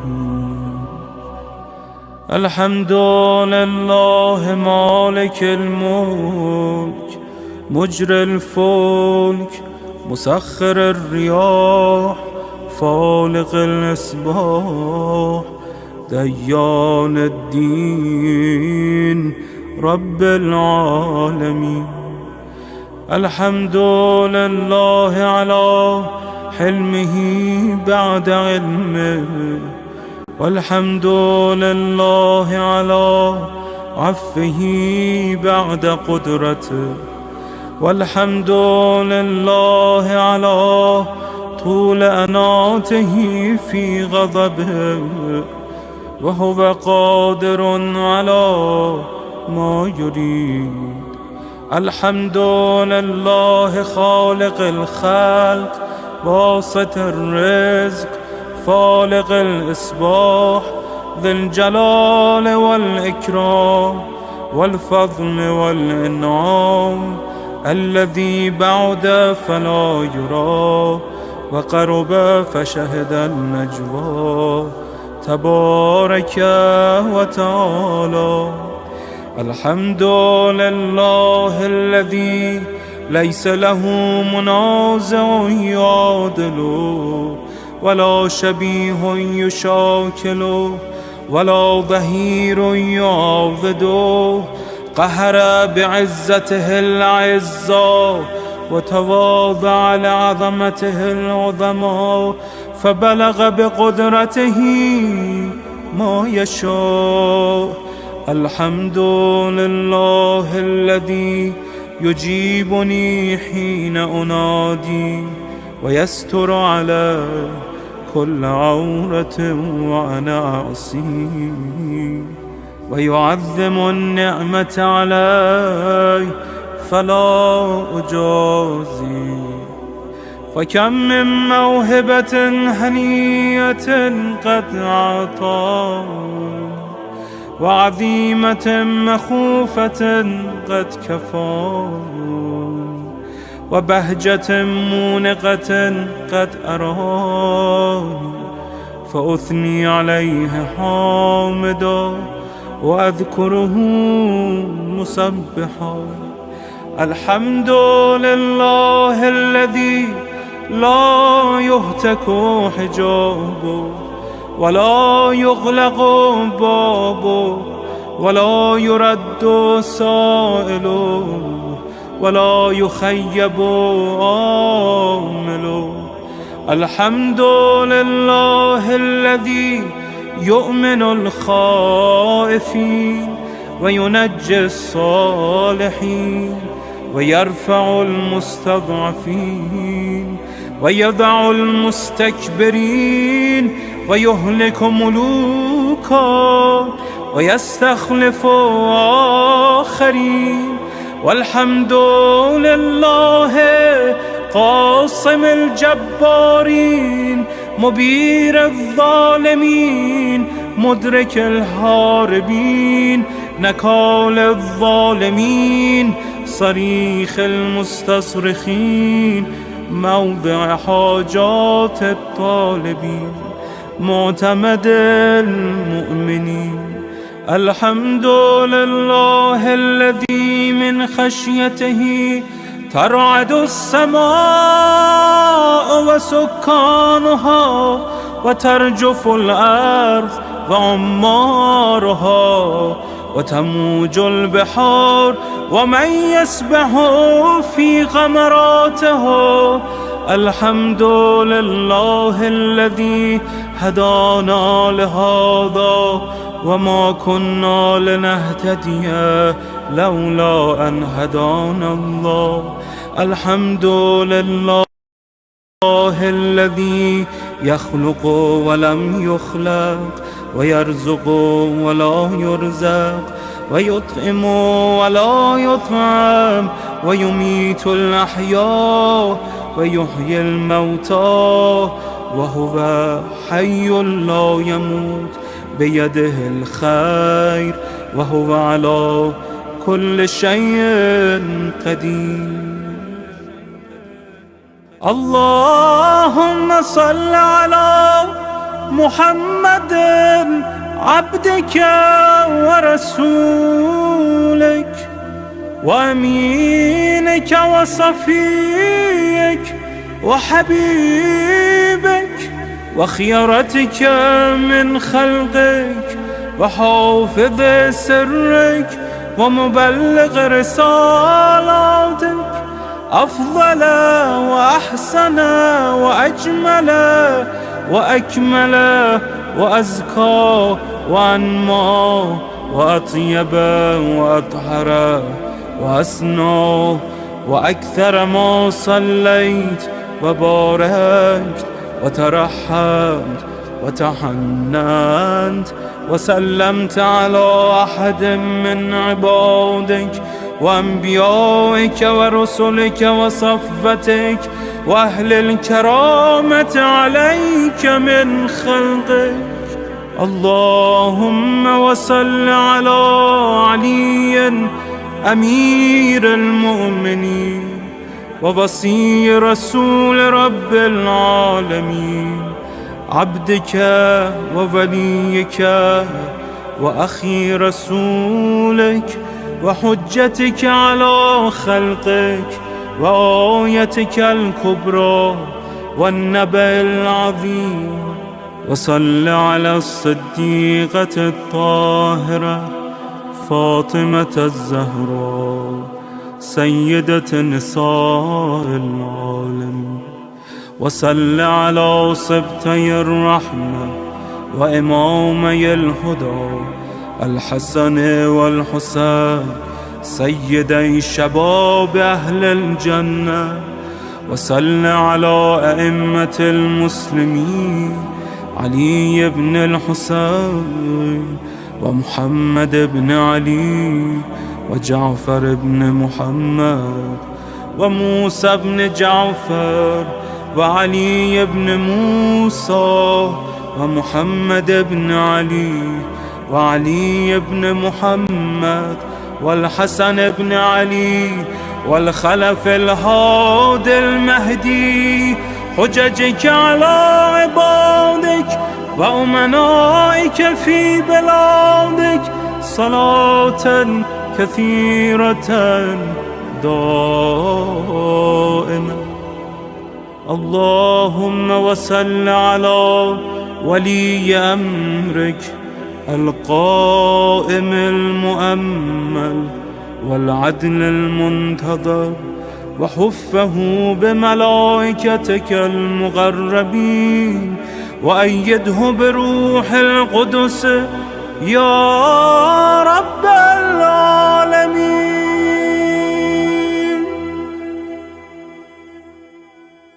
اللهم اجعله الداعي إلى كتابك والقائم بدينك، استخلفه في الأرض كما استخلفت الذين من قبله، مكن له دينه الذي ارتضيته له، أبدله من بعد خوفه أمنا، يعبدك لا يشرك بك شيئا.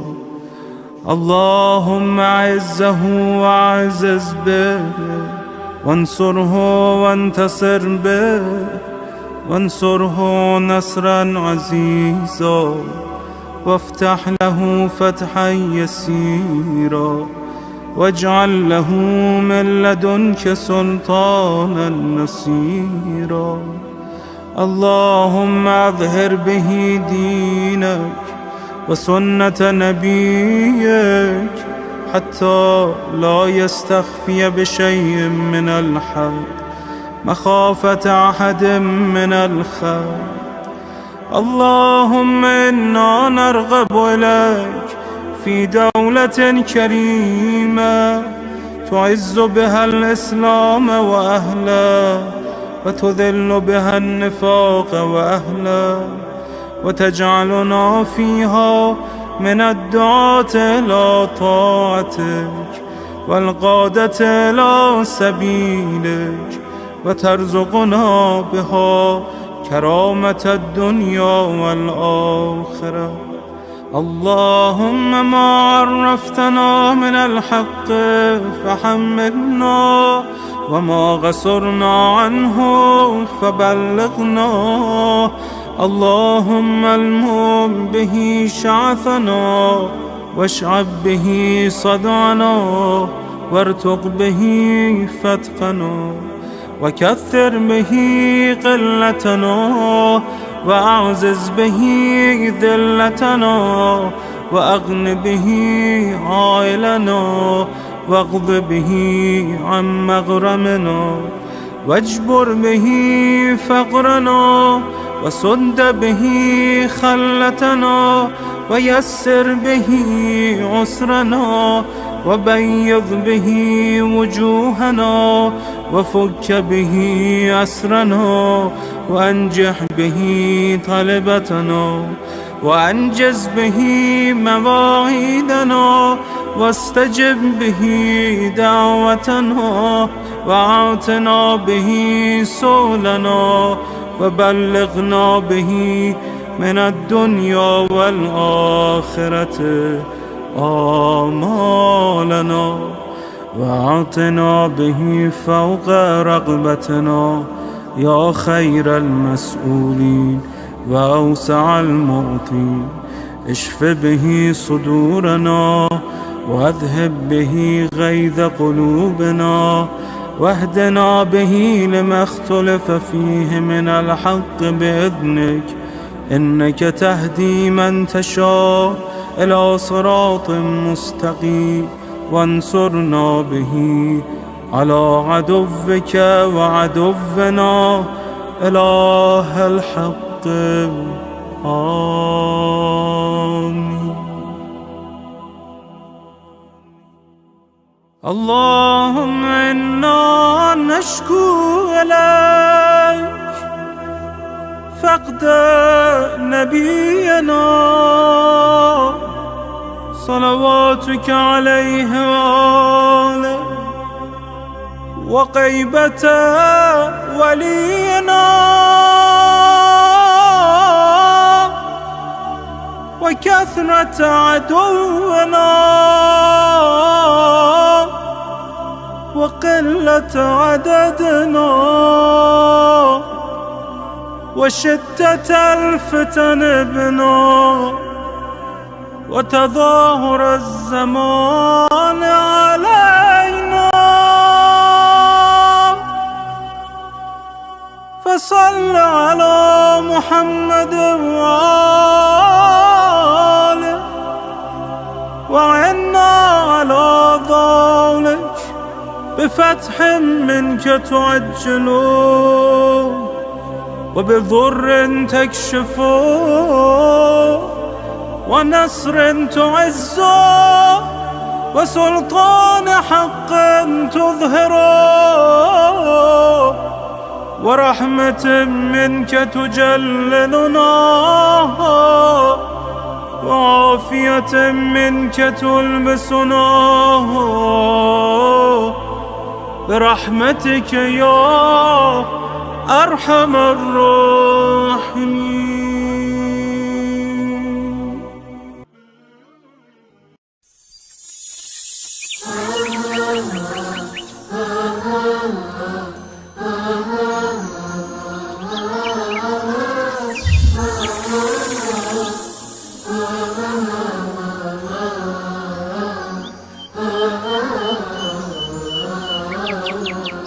يا طيبة يا طيبة يا دوا العيانة اشتقنا لك والهوى نادانا والهوى نادانا. يا طيبة يا طيبة يا دوا العيانة اشتقنا لك والهوى نادانا والهوى نادانا. لما سار المركب ناساني ساروا الدمع ما جفاني أخذوا قلبي مع جناني. يا طيبة يتيم الولهانا يتيم الولهانا. يا طيبة يا طيبة يا دوا العيانة اشتقنا لك والهوى نادانا والهوى نادانا. قبلتي بيت الله صابر علاني يوما لك زائر. يا ترى هل تراني ناظر للكعبة وتغمرني بأمانة تغمرني بأمانة. يا طيبة يا طيبة يا طيبة يا دوا العيانة اشتقنا لك والهوى نادانا والهوى نادانا. نبينا أغلى أمنياتي أزورك لو مر بحياتي وبجوارك صلي صلاتي واذكر ربي واتلو القرآن واتلو القرآن. يا طيبة يا طيبة يا دوا العيانة اشتقنا لك والهوى نادانا والهوى نادانا. بشراكي المدينة بشراكي بقدوم الهادي يا بشراكي. فهل لي مأوى في حماك أتمنى فالنور سبانا سبانا نوركم سبانا. يا طيبة يا طيبة يا طيبة يا دوا العيانة اشتقنا لك والهوى نادانا والهوى نادانا.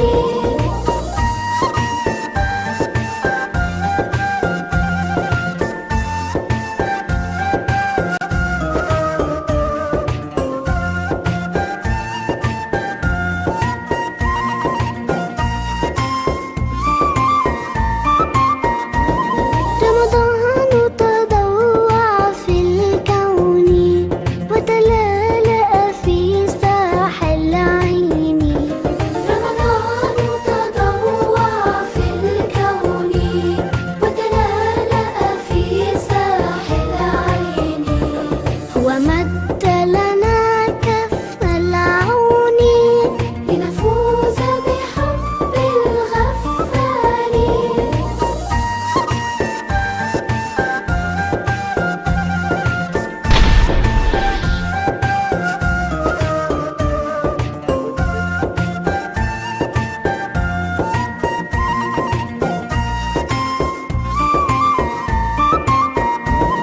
وشهر الله ومضيفه بالأجر الوافر زينه.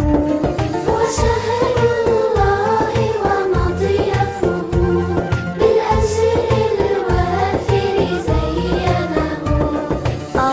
عجبا ما أجزله من رزق وفره الباري.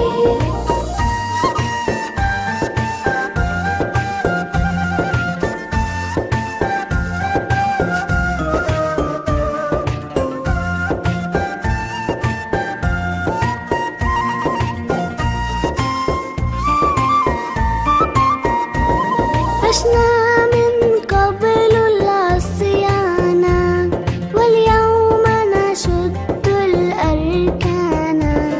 عشنا من قبل العصيان واليوم نشد الأركان. فأوان التوبة قد آن لنكفر عن فعل العاري. رمضان تجلى وابتسم طوبى للعبد إذا اغتنما. فالخير وفير إن صرما ينجي المأثوم من النار.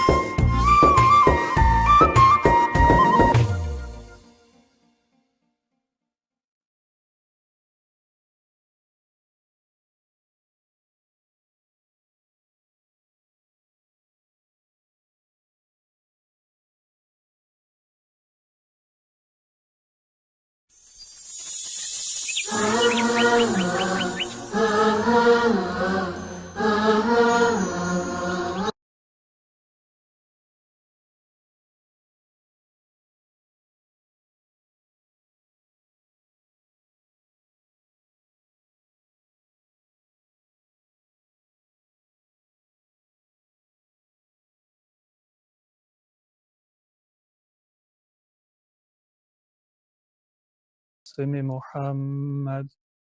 اللهم صل على محمد وآل محمد وعلى أهل بيته الطيبين الطاهرين، ولعنة الله على أعدائهم إلى قيام يوم الدين. رب اشرح لي صدري ويسر لي أمري واحلل عقدة من لساني يفقه قولي. أما بعد. Assalamu alaikum wa rahmatullahi wa barakatuh. This will be our second night together. For most of us, I believe, today will be the second night of fasting that we have completed. And for some, it might have been the third night of fasting. And that is just a reminder for us how quickly the month of Ramadan passes. It is a month. And when you tell somebody who is not a Muslim or who is not used to fasting that Muslims fast from dawn until nightfall every single day for a month, even in the summer months, then they might think that is an almost impossible task. But when the month comes, it passes by before we realize it, and before many of us have really had a chance to collect our thoughts and make sure that we are doing the things that we want to do and that we know that we should be doing. So let's take a moment and take stock and say that in the few days, hours of the month of Ramadan, that are behind us, what have we done well? What is it that we need to do more of? You know, some of us may have made a resolution that we are going to do a certain amount of recommended prayers. Some of us, we may have obligatory prayers that we didn't do or we didn't do right at some time in our life, and now we owe that debt to Allah. We have to make it up. And so maybe, for example, I said that every day in the month of Ramadan, I am going to make up one full day, 5 prayers of missed salat, qada prayers. And maybe I'm behind, or maybe I'm ahead. Some of us may have made a resolution to read a juz of Quran so that we complete one recitation of the entire Quran in the month of Ramadan, or maybe more than that. And we should be checking in with ourselves to see, are we on schedule? And if possible, get a little bit ahead. So if you made the intention of reading one juz of Quran a day, try to get a little bit of ahead in the beginning, and one of two things will happen. If you get busy later on, then you have some cushion to fall back on. And if you're able to get ahead, then who knows, maybe you'll be able to raise your standard and say, I was originally planning on doing 1 juz a day, but I'm ahead and I can actually finish a juz and a half, or maybe 2 juz a day. So if you get ahead right now, it motivates you. You are, on a high note, and that means that you have a cushion if you need it, and you might also be more likely to up your game and do better in the coming days. So it's worthwhile for us to take stock. Inshallah, we will be able to benefit from that review early in the month. If we are a little bit off course, fix our course. And if we are on course, then stay on that path and improve our practice, inshallah. Allahumma salli ala Muhammadin wa ali Muhammad. Yesterday we talked a little bit about the meaning of dhulm and adl in the Quran. And I want to very quickly review what we said, and then I want to raise a very interesting point, a difference in the way dhulm and adl are used in the Quran. And I believe that difference is one of those eloquent and very subtle points of the Quranic usage that reminds us that the Quran is a book of divine revelation and not just a text in the Arabic language that can be compared to a human text. As we said, normally we think of justice and injustice as pertaining to our actions in the external world. Normally, I call somebody just if they are fair to other people, and I call them unjust if they are unfair to other people. That is the external definition. And in Islam, the focus is inward, not because the external world is unimportant. It is important, but because the source of the good that I do to others or the evil that I do to others, it lies within me. And the Quran wants us to look at that source, that origin, so that if we have a sickness, we treat it from the cause. And if we want to be good, then our goodness is not just superficial, but it is deeply rooted within our soul. And so dhulm in the Quran is not just to do with how we treat others, but how we treat ourselves, how we deal with our own soul. Do we give the right of our own existence and our own soul to it, or are we unfair with ourselves? And justice is the same way. Are we fair with ourselves? Now, this part was review. Here is the interesting thing that we find in the Quranic usage. In the Quranic usage, generally, dhulm is used to refer to those who are unfair to themselves. وَلَكِنْ كَانُوا أَنفُسَهُمْ يَظْلِمُونَ. The unbelievers were unjust to themselves. So for injustice to yourself is called dhulm in the Quran. But the opposite of dhulm, which is adl, is not generally used for justice to yourself in the Quran. It is used that way within our Islamic discourse. The example that I gave yesterday is that when we say that a person who is a witness in Islam, or a person who leads the prayer, Salatul Jama'ah in Islam, needs to be of upright character, we call that adil. So in Islam, the word adil is used for that inward justice.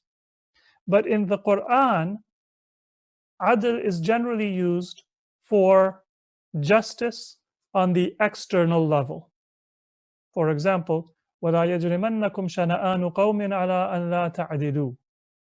Don't let your hatred for a people lead you to being unfair to them.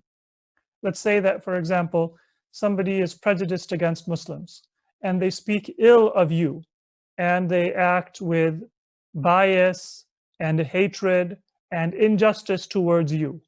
That is shana'anu qawm, the hatred of a people, either their hatred for you or your hatred for them. And usually the two go together. Don't let that lead you ala an la ta'dilu, to be unfair to them. So the meaning of ta'dilu here is just in dealing with others. I'dilu huwa aqrabu lit-taqwa. Be fair, be just, that is closer to piety. And again, this is saying that you should be fair to others. So why is there a difference in that usage? You would expect that if the Quran is using adl to refer to external justice, then dhulm should also be referring to external injustice. Or if the Quran is using dhulm to refer to internal injustice, meaning sinfulness, then the opposite of dhulm, adl, should also be used for internal justice, which is to avoid sin. That's what you would expect. But instead we find that the Quran uses the word dhulm commonly to refer to internal injustice, but the word adl to refer to external justice. They're not the same. And that's not by mistake, but there is a very beautiful, a very eloquent lesson in there for us. When we are going off course, the sooner we find out that we are off course, the better. And that is why when the Quran, I don't want to say this is why because we don't understand the full wisdom of the language of the Quran, but perhaps this is one reason why the Quran uses the word dhulm to refer to the inner state. Because the Quran wants us to avoid dhulm. And so it indicates to us what is the origin, the first sign that you are going astray, that first symptom, that first sign that you are off the path. You know, I'm sure all of you are very careful drivers and you've never fallen asleep at the wheel. I'm not going to say I ever have, but if you've noticed on the highway, they sometimes have grooves on the side of the road.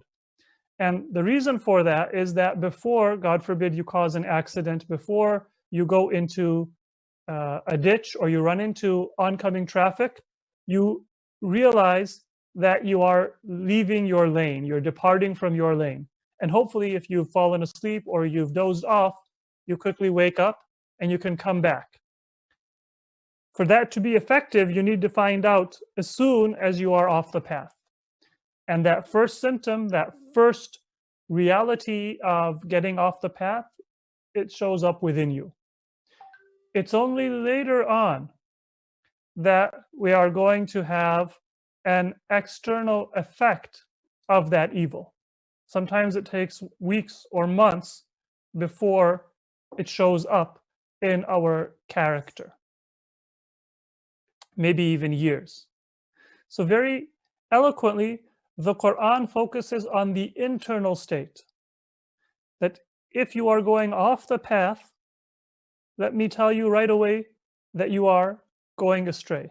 Before you commit, theft, or you commit another sin in the external world, that inner loss of importance to the spiritual world is what is important. On the other hand, when it comes to adl, the same reality is there. To be good, to be upright, starts from within. But the Quran, it talks about the external. And why is that? When it comes to evil, the sooner you find out that you are going astray, the better, because then you can correct your course. But when it comes to good, you don't want to just focus on the beginning of the path, the source. The more you know the details of the path, the effect of the path, the better you will be able to follow that path. So once again, let me take that driving example. When you're driving, you don't want to just look at the car in front of you. Sometimes, you guys are in Southern California, right? You guys generally don't have a traffic problem there. But, in some places, we have heavy traffic. And what happens when you have heavy traffic is that you get tempted to just look at the car in front of you and tailgate and not be aware of what's going on in that stretch of road ahead of you. And, there might be a slowdown and you don't realize it until the car in front of you slams on their brakes, and then it becomes very dangerous for you. What do you need to do? You need to look further off into the horizon. That is going to make you a safer driver, a better driver, a more aware driver. And so when you have your sight off into the horizon, and of course you do need to look at the car in front of you as well, but the further you can see in the horizon, the more you can prepare. And you can be proactive, you can be a defensive and a safe driver, because you're not just looking at what's going to happen right in front of your nose. So when it comes to the good, the Quran, of course, the origin is from within. But it tells you that you want to show that adl in the external world. And that brings us to not just the source, but the effect. And the way that justice and upright character and piety should show itself in our actual lives. I need to do what is just in my life. When I'm talking to you, when I'm buying and selling from you, when I'm in a relationship with my community, with my family, with non-Muslims, with my friends, with my enemies, and so on. And so the focus on the inner part for dhulm keeps us from going far astray. The focus on the external part for adl, it reminds us of that far horizon and how much there is for us to be inspired by in the teachings of Islam, in the character of Muhammad wa ali Muhammad alayhimu salatu wassalam, so that we achieve the greatest level, the highest degree of justice and uprightness in our character. I hope that is something that I have been able to convey. And even the word that is chosen in the Quran indicates this. So dhulm refers to darkness. That is about our senses. I can't see, I can't perceive when either my eyes or my insight is in the dark. And adl or ta'adul refers to a balance, an equilibrium. And that is something that exists in the external world. So in summary, Allah has given us a high standard. Let us move now to look at a few of the ahadith. And I will be centering on the ahadith that are narrated by Shaykh Al-Hurr Al-Amili in Wasa'il al-Shi'a. In this book, there is a chapter on jihad, and then the greater detail is jihadun nafs, the struggle against our own low desires. This book, once again, was written about 300 years ago, and so nobody can say that this is a modern change, that to pretend Islam is peaceful, Muslims are talking about jihadun nafs. No, this is one of the authentic books of Islamic hadith and the teachings of Ahlul Bayt. And it is primarily a book that is concerned with rules of Islamic law. Purification of our soul is part of our law. It's part of our practice of Islam. The first hadith is a well-known hadith. It's narrated by Sunni and Shia. Now, from a purely hadith perspective, some Sunnis have questioned the reliability of the hadith because they don't have it in their most authentic sources. But it was narrated by Ghazali, and especially in the Sunni community, people who are of the Sufi persuasion, they often quote this hadith, and they consider its meaning to be accurate. From the Shia perspective, we have this hadith narrated from Ahlul Bayt alayhimus salatu wassalam with reliable chains and with multiple chains of narration. And this is that the Prophet sent a military expedition. When they got back, with all the difficulty, he said that what you have done now is the small jihad, al-jihad al-asghar, and what remains for you is the larger jihad, al-jihad al-akbar. Right? So the struggle against your own low desires is the major struggle. Now let's move on to the new ahadith in this topic. There is a very beautiful example given from Imam Ja'far as-Sadiq alayhi salatu wassalam about how it is that you can treat your soul and cure the sickness of your soul. And like many other ahadith, we'll find that there is a parallel drawn between your physical body and your spirit, because those two are not completely separate from each other. Our spirit, our soul, operates through our body. So I need my eyes to see. If I didn't have eyes, or if my eyes were damaged, I might not be able to see. But although I need my eyes, it's not my eyes that are seeing. Although I need my ears to hear, it's not my ears that are hearing. It is I, the soul, that through the body is able to perceive things that it sees and that it hears. And then that soul combines those different perceptions and achieves knowledge of those things that it did not know before. So the soul is in charge of the body, but it depends on the body. So the soul and the body are not separate. And that is why when we want to understand spiritual realities, it often helps for us to draw an example from our physical body. That's why, for example, in the Quran, when the Quran says, فَلْيَنْظُرِ الْإِنسَانُ إِلَىٰ طَعَامِهِ, let a person look at their food. That is a literal statement. You should be aware of what you're eating. If you eat unhealthy food, eventually your body is going to rebel against it. You might get a stomach ache, you might get indigestion, you might have low energy, you might have other health problems. Your body will object, and it will show the harm of an unhealthy physical diet. A person came to the Imam and said, what is the meaning of this verse? And the Imam said that the greatest ta'wil, or the highest meaning of this verse, is to look at your ilm.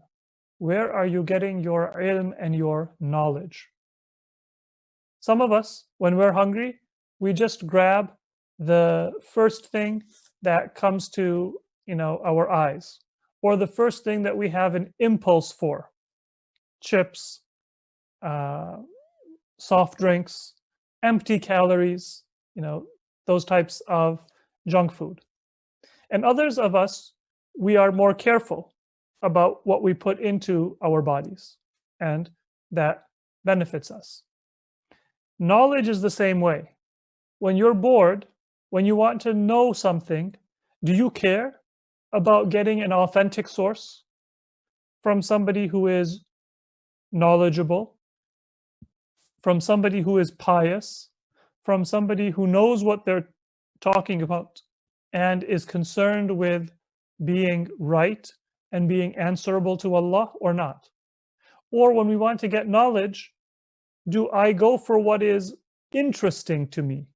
Do I go for what is most captivating? If my knowledge is something that I get based on impulse, based on interest, but not based on authenticity, then it's like I'm putting junk food in my body. But this time it's junk food for the soul. And just like my body gets sick when it's not eating well, my soul will get sick when it is not eating well. Many people, they are like that. They want, a fun and interesting and an innovative religious message. And if you say that, well, we're going to have a lecture on Quran, they'll say, that's kind of boring. I'm not going to wake up on Saturday morning to attend a tafsir class. It's not really interesting. Now, it is important for us to try to be interesting in our religious programs, try to contemplate new questions, and make our discussions, our programs as interesting as possible. But our goal is not to entertain. Our goal is to better ourselves, to give healthy food to the soul. And so if I am attracted to what is flashy, but not willing to be patient with what is genuine and what is authentic, that means that I am used to junk food for the soul. فَلْيَنْظُرِ الْإِنسَانُ إِلَىٰ طَعَامِهِ is giving us two messages in the Quran. Be aware of what you eat for your physical body, and عِلْمُهُ عَمَّنْ يَأْخُذُهُ. Be aware of what you eat for your spiritual body.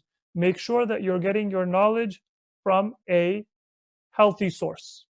Not the McDonald's of spirituality, but, and I don't want to quote a restaurant because I don't know what is a restaurant that has healthy food, home-cooked food that is actually wholesome and that is good for you.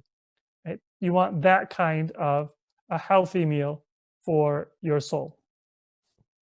So here in this hadith, Imam Ja'far as-Sadiq alayhi salatu wassalam, he says that you are a physician. Just like you need a physician for your body when you are sick, you need a physician for your soul. But that physician is you. You are in charge of looking for the cure of your soul. And the reason for that is that Allah has given all of us a conscience. And the most important guide to our spiritual well-being is our conscience. We have to unchain our conscience and listen to it. And our conscience, if it is honored by us, if it is listened to by us, if the conscience is honored and listened to, the conscience will guide us to the Prophet. It will guide us to Islam. It will guide us to the other sources of education and guidance that we need to achieve salvation. So, unlike our physical health, we don't need a specialist.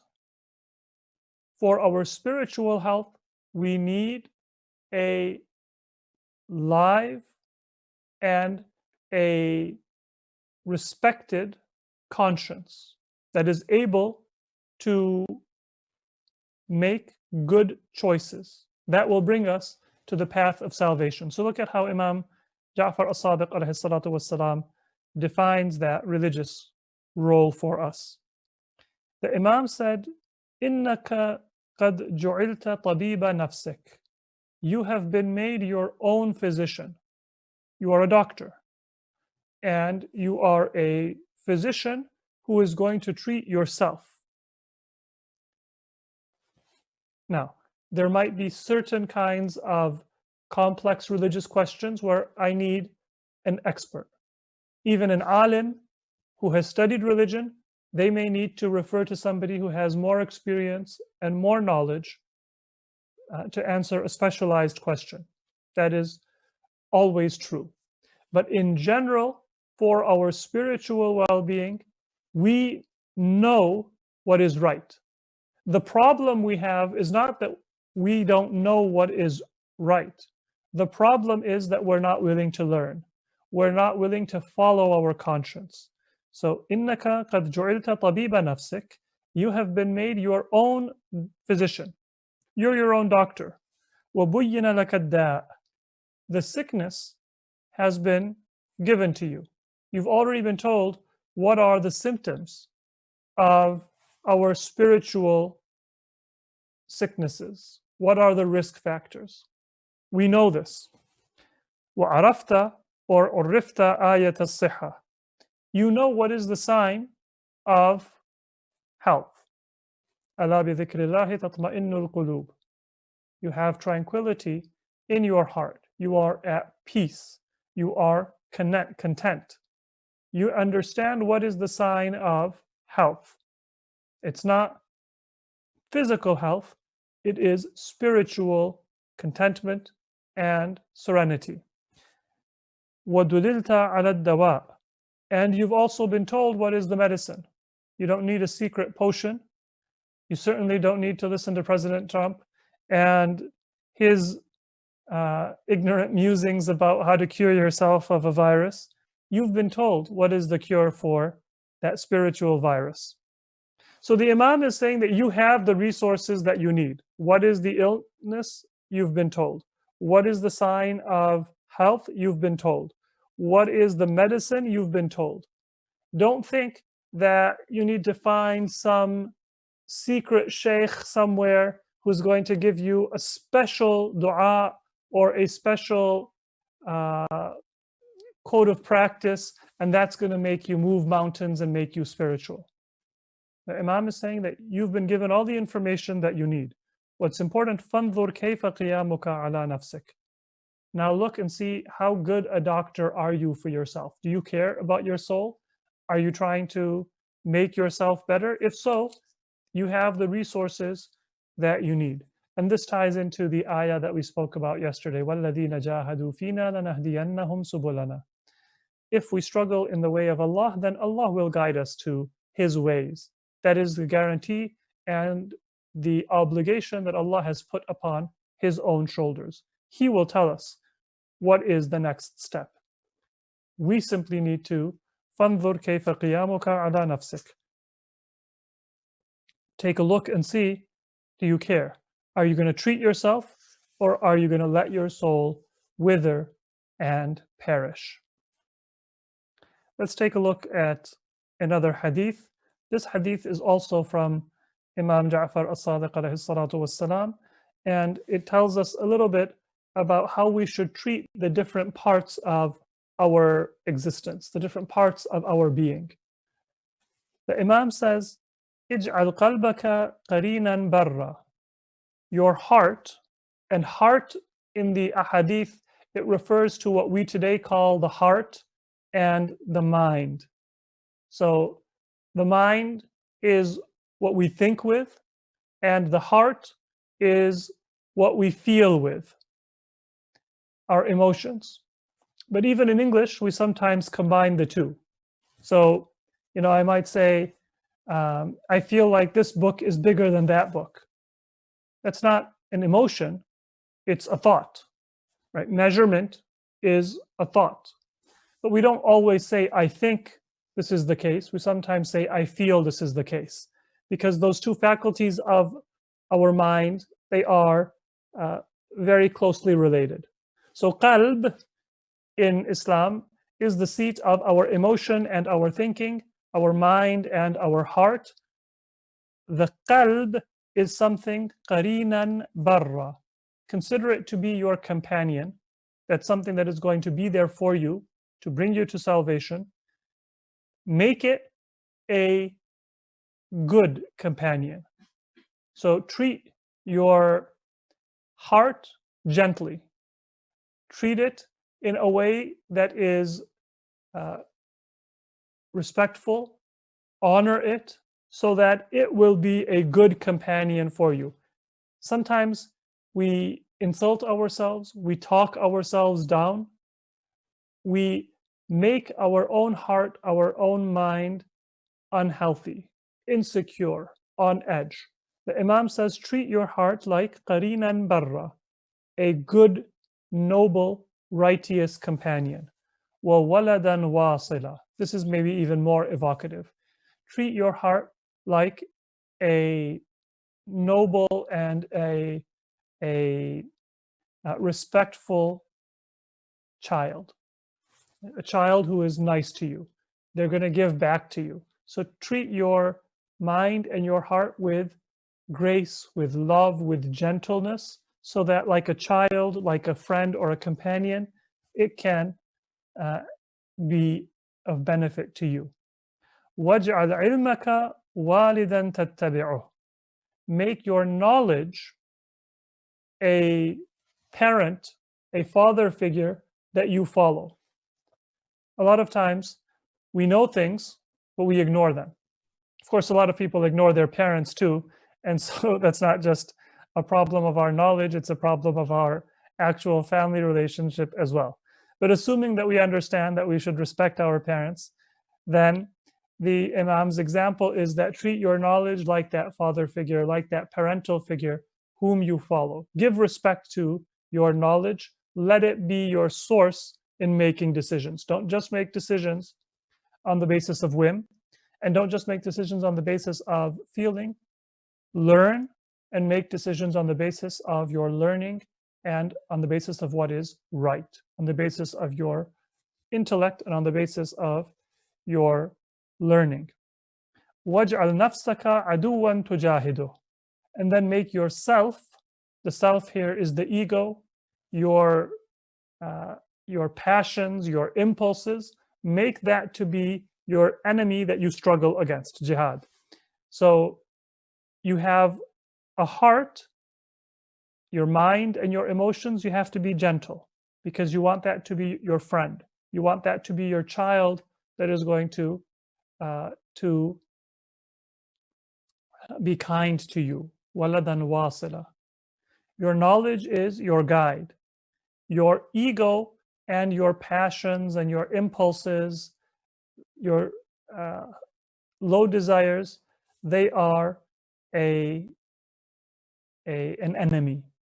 وَاجْعَلْ مَالَكَ عَارِيَةً تَرُدُّهَا. And consider your possessions to be something that you have borrowed and that you are going to have to give back. It's an ariya, meaning it is a temporary loan. You're going to have to give it back. So don't treat your possessions as if you own them. Don't say it's mine. When I think that what belongs to me is only on loan and it's not really mine, it's easy for me to give in the way of Allah, right? You know, if I have a day off and a friend wants me to help them with something, or the masjid needs me to volunteer for a project, if I think this is my day, then it's really hard for me to motivate myself to sacrifice that day. But if I think that I've been given a life and it's on loan, and at any time Allah might say, I want you to give back that time to me. I want you to give back that life to me. I want you to give back that property or that money to me. Then we'll say, well, it belongs to you. If you're calling on me to use it in this way, it's your property. It's not my property. Psychologically, it's a lot easier for us. So once again, as the Imam says, your heart is your friend and a child. Treat it with kindness so that it can be a good companion. You want to bring your heart in line. This is perhaps related to a hadith of our Prophet Muhammad sallallahu alaihi wasallam, where he said to Imam Ali that when you're doing ibadah, do it in a way that makes you want to do more. Don't sit there and force yourself that, no, I'm going to have to sit here for an hour even if you're distracted, because then you're going to start to hate worship. And long term, that's going to be to your detriment. So make your heart, your mind, train it, create an environment, be with friends who are good, so that your emotions, your thinking is also healthy, so that it can be a good friend for you. Be gentle and kind with your heart. Make your knowledge something that you actually give importance to and you follow. Make your ego something that you fight. Generally, we do the opposite. We ignore our knowledge and we follow our ego. And then all of your possessions, realize that they are not yours. Treat them as the property of Allah, and be ready at any time to return them to Allah subhanahu wa ta'ala. All right, we will stop there, inshallah, with that look at Jihadun Nafs. Inshallah, we will continue over the coming days. And I believe now we have some time for questions. Allahumma salli ala Muhammadin wa ali Muhammad. There are a number of questions that have come. So let's take a look. Now, I'm going to be selecting the questions that I think are of the most general interest and that are the most related to the topic that we discussed. That doesn't mean that we won't try to get to the other questions. So if your question doesn't get answered first, or your question is one that is not answered in depth, please don't get upset. But we'll try to get to as many questions as possible, starting with those which are the most closely related and the most general questions. The top question is it better to only recite Quran during the month of Ramadan, or contemplate on the meanings of a shorter portion of the Quran, if we have to take the roots? Generally speaking, when there is a question, is it better to do this or is it better to do that? The default answer and the first answer is, if they're both good things, do them both.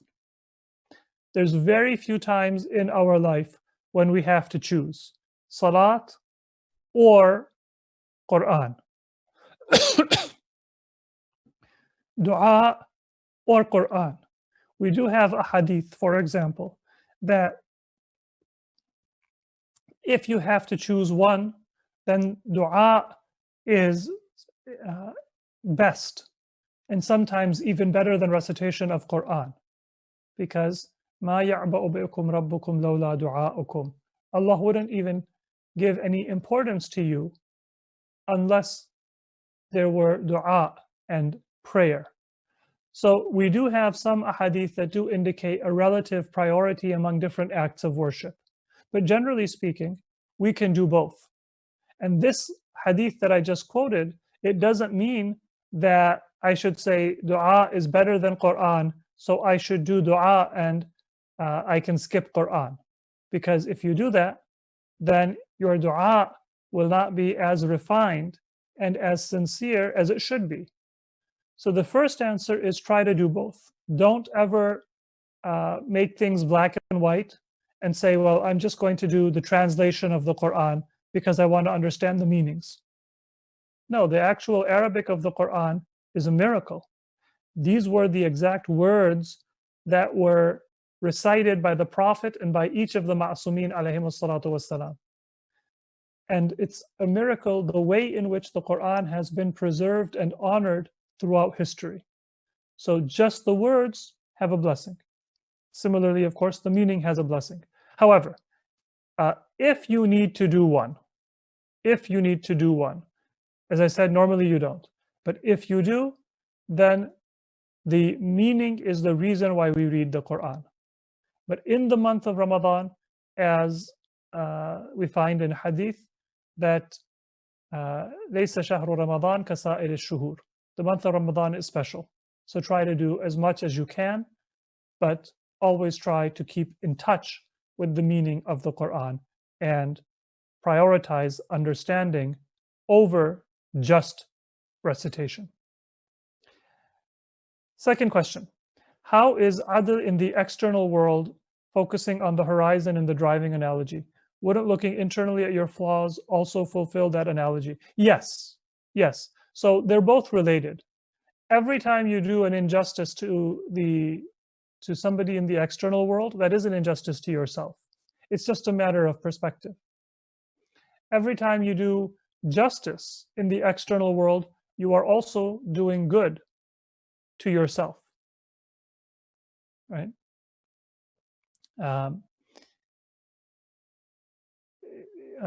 Your kindness or your evil is only going to benefit or harm your own self.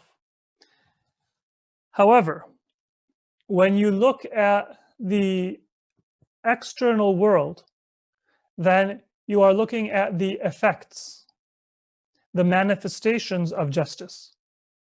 And at least in the Quran, we find that in the case of adl, justice, that effect is also discussed. So that perspective, it's not that there's two separate things. Right? We're not saying that there is a dhulm in the external world and there is a dhulm in the internal soul, and those are two different things. And there is an adl in the external world and there is an adl within you, and those are two different things. They're the same thing. Because when you're good to others, that is bringing you salvation. When you are sinful to yourself, that will show up in the external world as well. Same thing, when you do good to others, you're doing good to yourself. And when you do good to yourself, that will show up in the external world. But when the Quran focuses on the manifestations and on the effects, it's reminding us of how much the reality of that justice, that uprightness, should show itself in every moment of our day. You know, you can sometimes see people who are pious, they pray, they fast, they always give their khums, but they're not generous people. They're not friendly people. You might be a little bit scared of them. They're religious in the sense of praying and fasting, but they don't realize that part of being religious is to be kind, to be approachable, to be generous. Does that make sense? Now, the reality is that both of them are the same thing and they're both part of adl. But when the Quran draws attention to the external part, it shows us the horizon. It shows us that when you care about Allah, you care about being right, then in addition to doing what is important for your internal soul, you also have to show that in how you treat other people. So it broadens our horizon. I hope that is clear. If it's not, then you can certainly ask another question and I can try to explain it a little bit better. Can you please give an example of not treating your heart with respect? So there is a teaching in Islam that you should always consider yourself negligent, meaning that even when you do a good deed, you should say that I didn't do it as good as I should. You should always feel humble.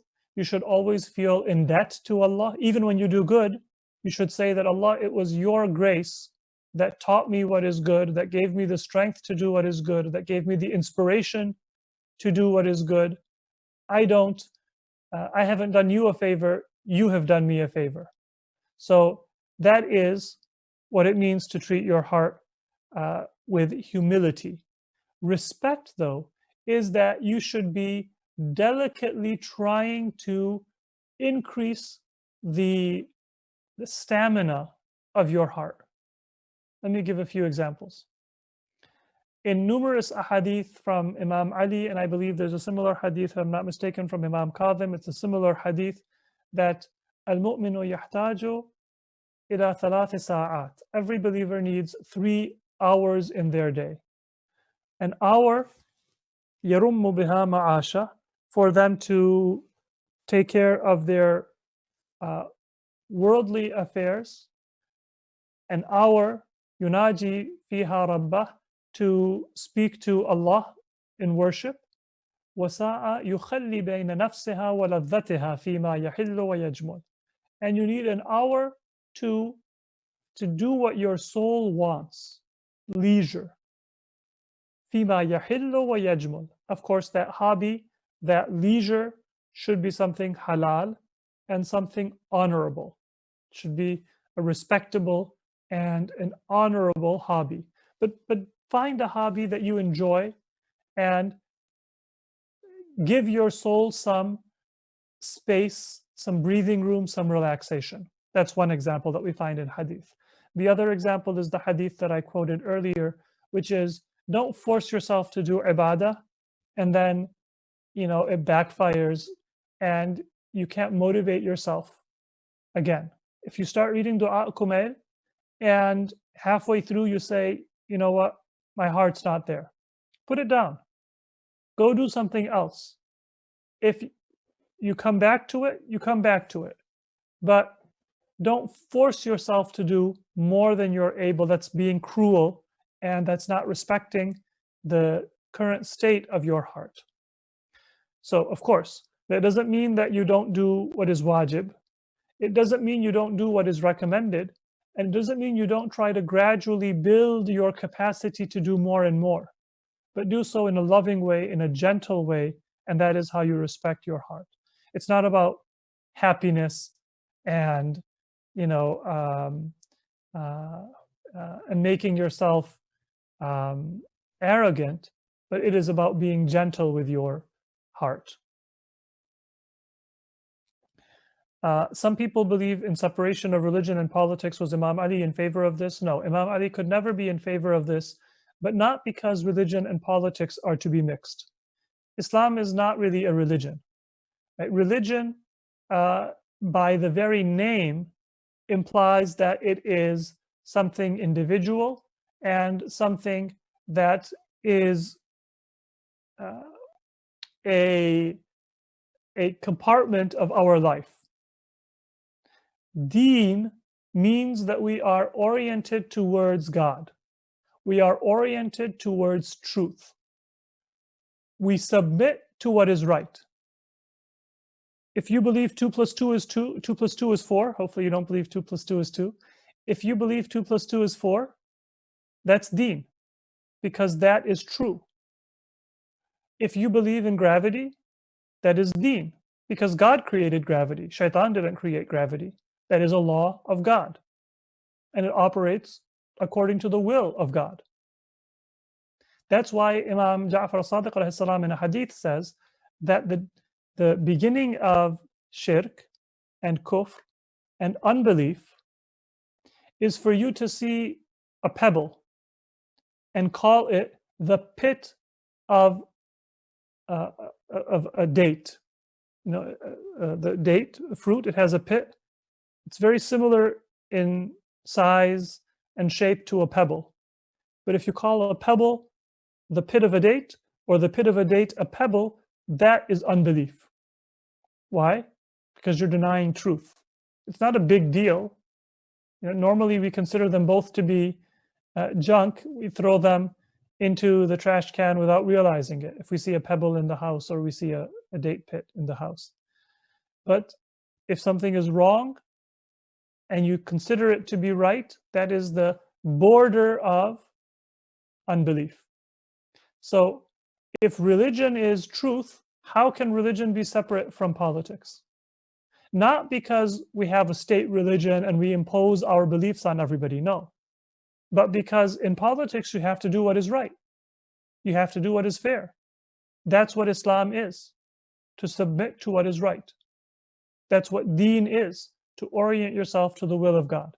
So that's why the question is a little dangerous, because when we say religion and politics, we're implying that those are two valid categories. When in Islam, all we have is truth and submitting to the truth. And submitting to the truth means doing what is right. Believing in math, believing in gravity, believing in the obligation to fast. All of those are equally part of deen.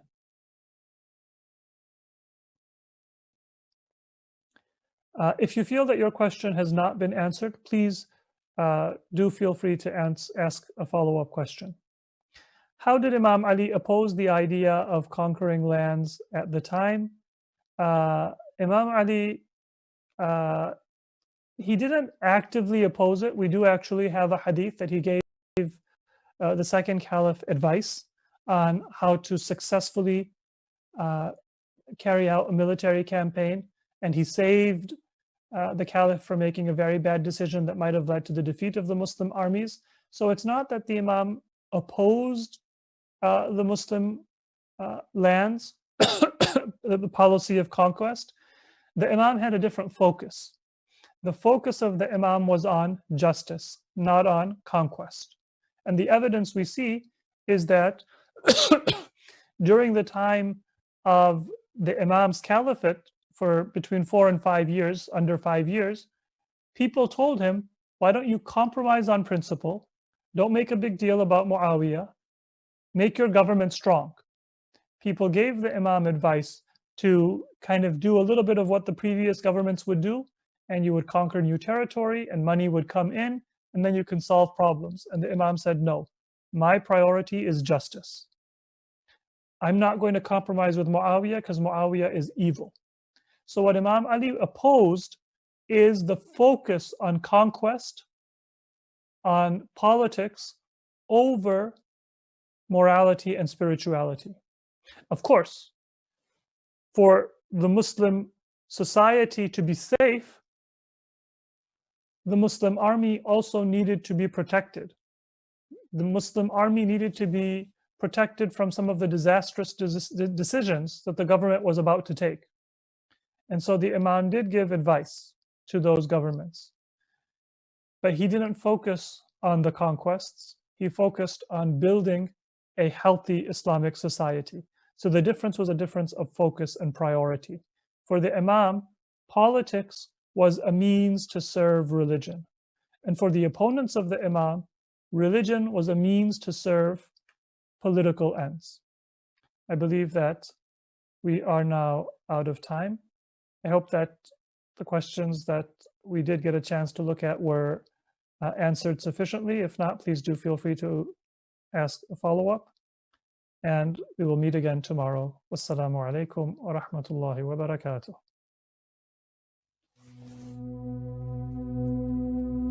إلهي عظم البلاء وبرح الخفاء وانكشف الغطاء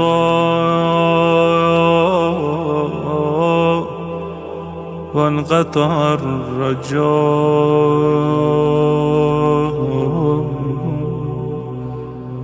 أضاقت الأرض ومنعت السماء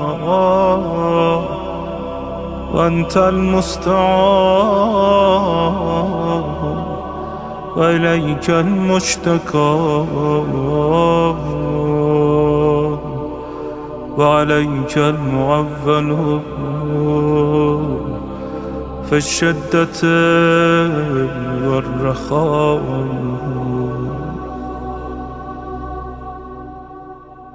اللهم صل على محمد وآل محمد أولي الأمر الذين فرضت علينا طاعتهم وعرفتنا بذلك منزلتهم ففرج عنا بحقه فرجا عاجلا قريبا كلمح البصر أو هو أقرب. يا محمد يا علي يا علي يا محمد اكفياني فإنكما كافيان وانصراني فإنكما ناصران يا مولانا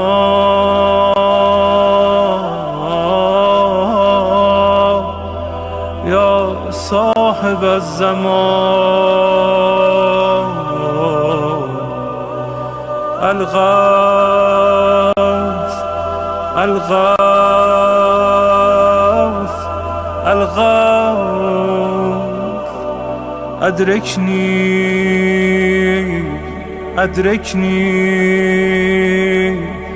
أدركني الساعة الساعة الساعة العجب العجب العجب يا أرحم الراحمين بحق محمد وآله الطاهرين.